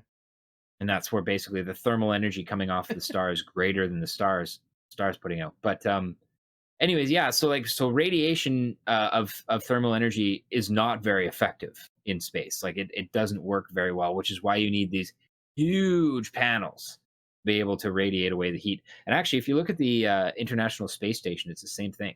Most of what you're seeing there, the big panels out the sides, those aren't solar panels; those are radiator I would panels. be 100% sure it's a solar panel. Yeah, they're not. If you They're didn't radiator say that, panels. no, it makes sense. But like, I wouldn't never guess that. It would just make sense. It looks like a solar panel, and then they need power supply, constant power supply, right? So it would make all the sense in the world that this is a solar Yeah. panel. But yeah, Now, I mean, there's a bunch of stuff where you kind of have to suspend disbelief here as well, because, like, for example, how do your ship coolers work? I don't see any radiator panels on your ship, so maybe there's some sort of other spacey, agey tech that they also use for radiating heat. But yeah, there you go. There's a bonus that was one really for anybody cool, who's made it for man. anybody who's made it the 3 hours into the show. Two and a half, yeah. But this, I don't know if we're gonna be able to top it for me in any like anytime soon. But this was, I knew I'm gonna enjoy this one. When it comes to your zero effort, absolute zero effort. Yeah. But actually, this But one, like, oh, there's some nice knowledge that you shared here. Even though yeah, I probably love wrong this. knowledge, or a lot of it might be wrong. Sure, yeah. I'm just a nerd who like watches a lot of science videos and reads a lot of science stuff. But there's some I don't good have a points for degree or sure. anything. Like, yeah. But Okay. yeah, Wow, if I'm you're mind watching blown. this, if you're watching this and you are a scientist and I've said something horribly wrong to the point where you're yelling at your screen, please let me know in the comments. Yeah, right. We are all here to learn new stuff. That's fucking amazing. I love this. That was fucking amazing. All right. So we could stretch this long and we skipped one of the topics because honestly, guys, it was a very slow week in development and content creation. But that goes one with the other, right? In Star Citizen. So the last topic or section for us is just Stanton gossip, where we talk about like both of us devour content, and like we said before, if we encounter something that we think is like really worth mentioning in the past week that happened, we're gonna share that with you. Talk a little about it, and then definitely have a link in the description so you can check it out. Most of the times, these will be positive things because we are both like people who like watching positive stuff. Sometimes it's going to be a video that is pissing us off, and we're going to tell you that as well. And also, two of us might not agree on that, which is perfectly fine. But this week it was not like um it was nothing crazy, and even though Maso we have Nash in the first place, I'm gonna leave that for the Yeah. end, and you can expand on that. You So know what? Like, let's leave that one for next episode, actually, just because like you wanna do that that? one ties to kind of negative publicity and stuff like that, which I wanted to Sure. kind of go on at Okay. length, and we're starting to get on in time. So All right. So then, oh, so you wanna leave like all of that for the next one, like, just the like this as Nash well? one, and yeah, maybe not. I don't. Yeah, the cyberpunk Sure, ones, we can do that now. but like the negativity and white versus white knighting and stuff like that. Sure, I think that's all. Like that's a good conversation that we could I probably agree. go I on agree. So if you guys are wondering what half the an hour crap about. are we talking about, we have a script before, like let's like a skeleton script, just because we dive I have into ADHD and I tend to talk all over the exactly, yeah. place, and I It's need hard to something keep to us in keep place. somewhat Yeah, focused. and it helps a lot. So this is not like 10-hour show and whatnot. Okay, so there was one. So there was a. We're gonna mention like board gamers, video. And I'm gonna let Master talk about this a little bit more. But it's like the title is 400 million spent on Star Citizen development.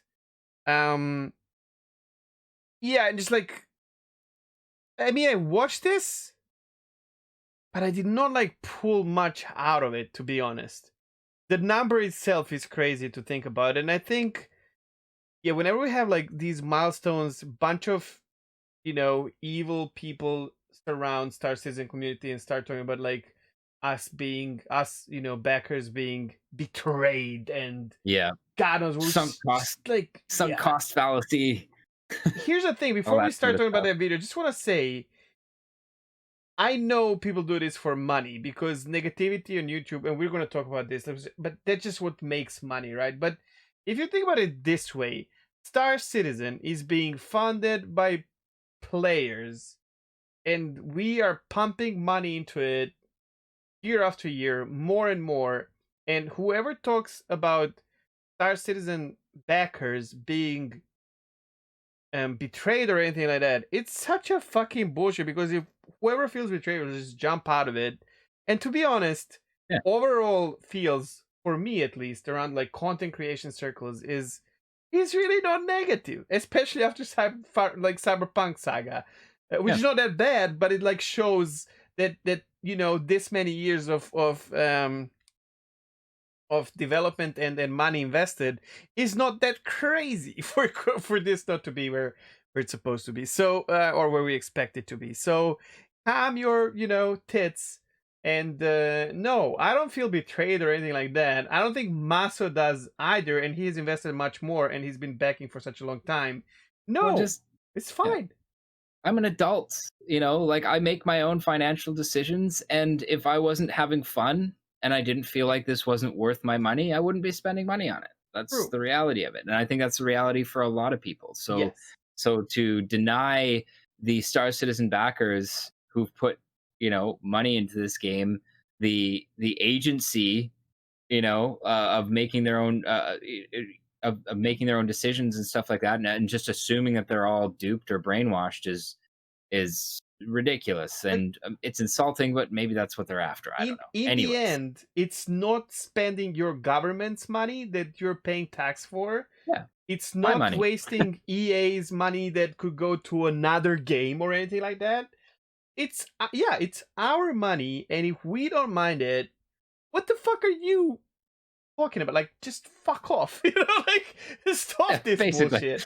On the other hand, thank you, because any publicity is good publicity, so it's good publicity. So this brings Yeah, more this does backers kind in the of end. But yeah, this does kind of tie into what we'll talk about next week. But in yes. this case, this video specifically is just basically Board Gamer rehashing kind of the financial data that CIG puts out every year, and this is their legal declarations of income and expenses and things like that. So it's legit, because if it wasn't, they'd end up in court and people would be arrested. um, but yeah, I don't know. Like as for like us pulling a lot out of it, fair.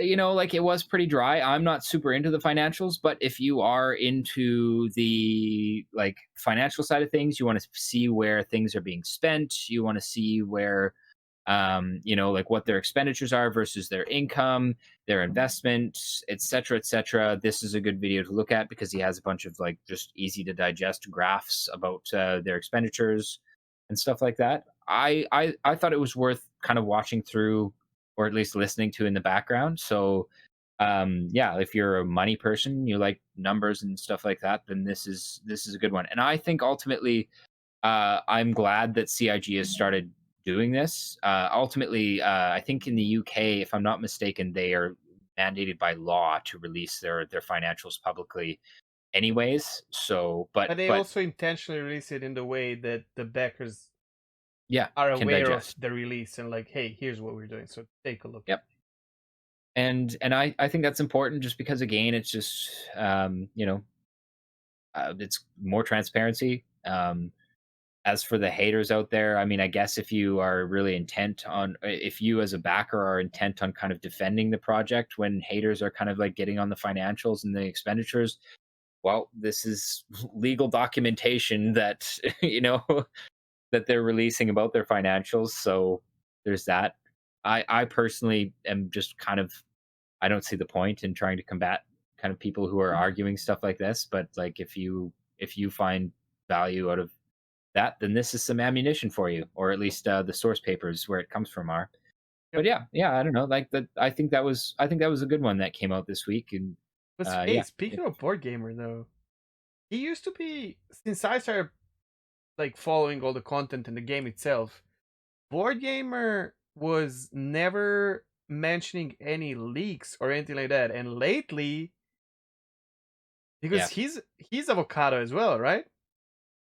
yes. So the way he does it now is this kind of interesting for me because now he's He like, doesn't okay, share. this leaked there already, so Yeah, but he doesn't share ETF leaks. He just shares the leaks the from known, like right? SC leaks that are like data scraped Yeah, from.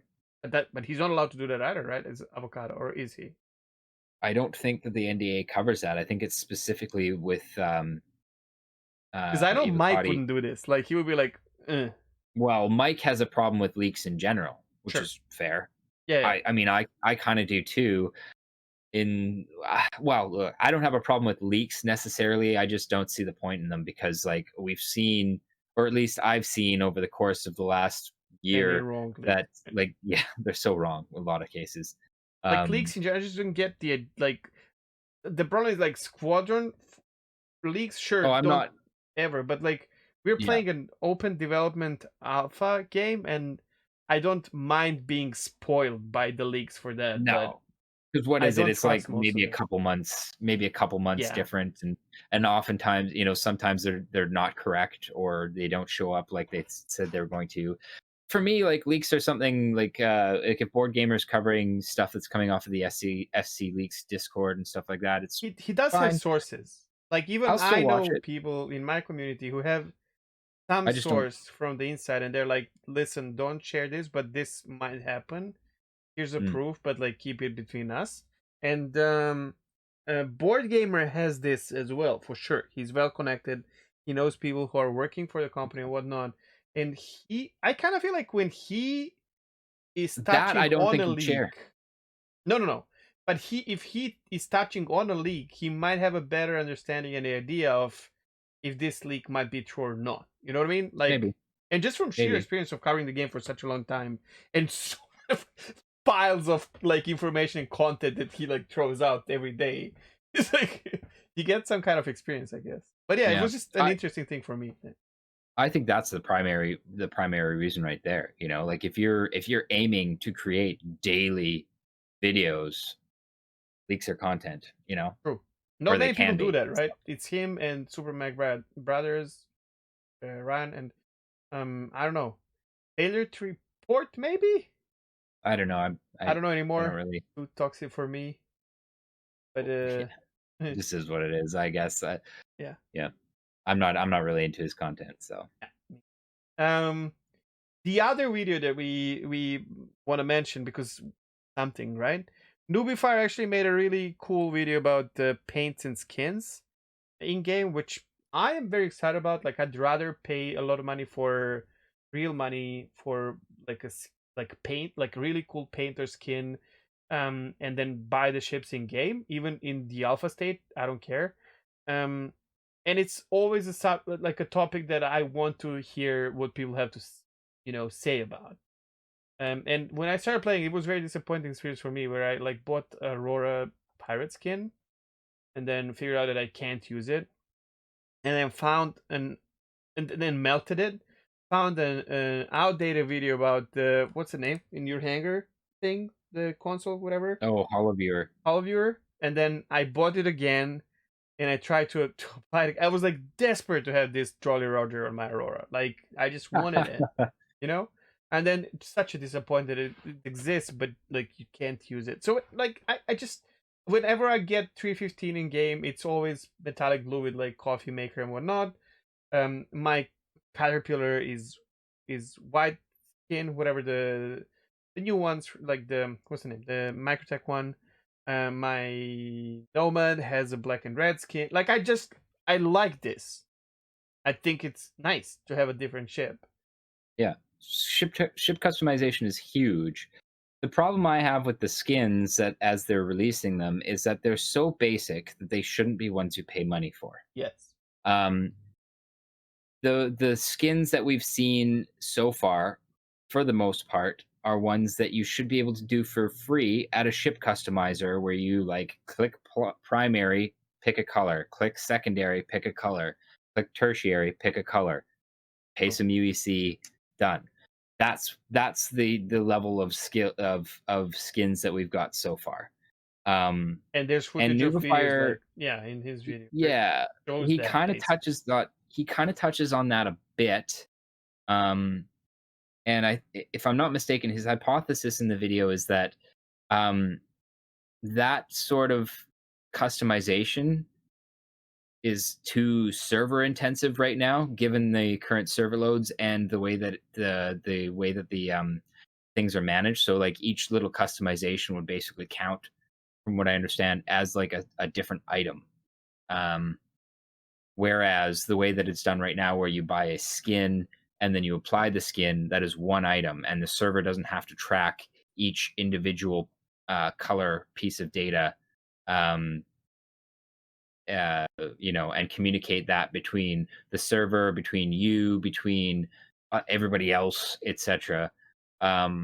So, crossing my fingers and hoping that when iCache makes it in, stuff like that will be handed off to the non-game server, and it'll be able to handle kind of more of that diverse kind of customization for our ships. And hopefully it'll get to. I mean, they have mentioned that they want to get it to a point where the skins you're buying are fancy, Worth it. like Yeah.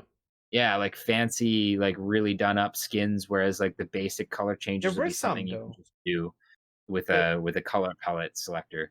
the Cutlass like green Halloween one was interesting. Have you seen that? It's like a metallic variation Yeah, and whatnot. s- Um, still basically just green. okay, but I'm okay with like it's a little bit well, it needs some Sure, decals or something. But then absolutely. some other that they made the UEE, like if you have a UEE skin, like Invictus ones were interesting, but like Invictus skin, I think for every Invictus skin ship has a UEE logo on it, which Yeah, makes no sense to me. Like if you are going to have something like that, that needs to be reputation locked because you sure. have to do something for you. I can't be a pirate Yeah. and fly a fucking UEE ship, right? And Like, that's but those kind of badges and stuff like that are the level of customization on a ship that I could see them kind of reserving for either A, like you say, reputation gated, or mm, B, real life purchases. okay, Um, sure, yeah, but yeah, again, like simple color changes and stuff like that, I'm just it not should that be. impressed by Yeah, it. we need It the should be workshop yeah. in So game. I think, like, at least from what I've heard over the course of the last year or two, well, more actually, according to Nubifier's video, he says that they started talking about ship customization like back in 2013. So yeah, it was a pretty interesting video though, Actually, to have him like go back through the years and kind of see, all the all the times that steps, they've talked about it. Yeah, but but it and has we're been a talking about it long longer time. than So obviously it's a newbie fire video, so it's like 6-7 minutes long, 6 minutes. Yeah, like with the yeah, whole worth watching. history and everything, because Yeah, it's him. yeah. He just does it like that. So we can. Does say something about just like there's got to be some sort of technical hurdle or something Mm. that's really kind of causing them to bind up here, because Or maybe it's they're just been reworking the whole 7 years. system of like I don't know. Yeah, yeah.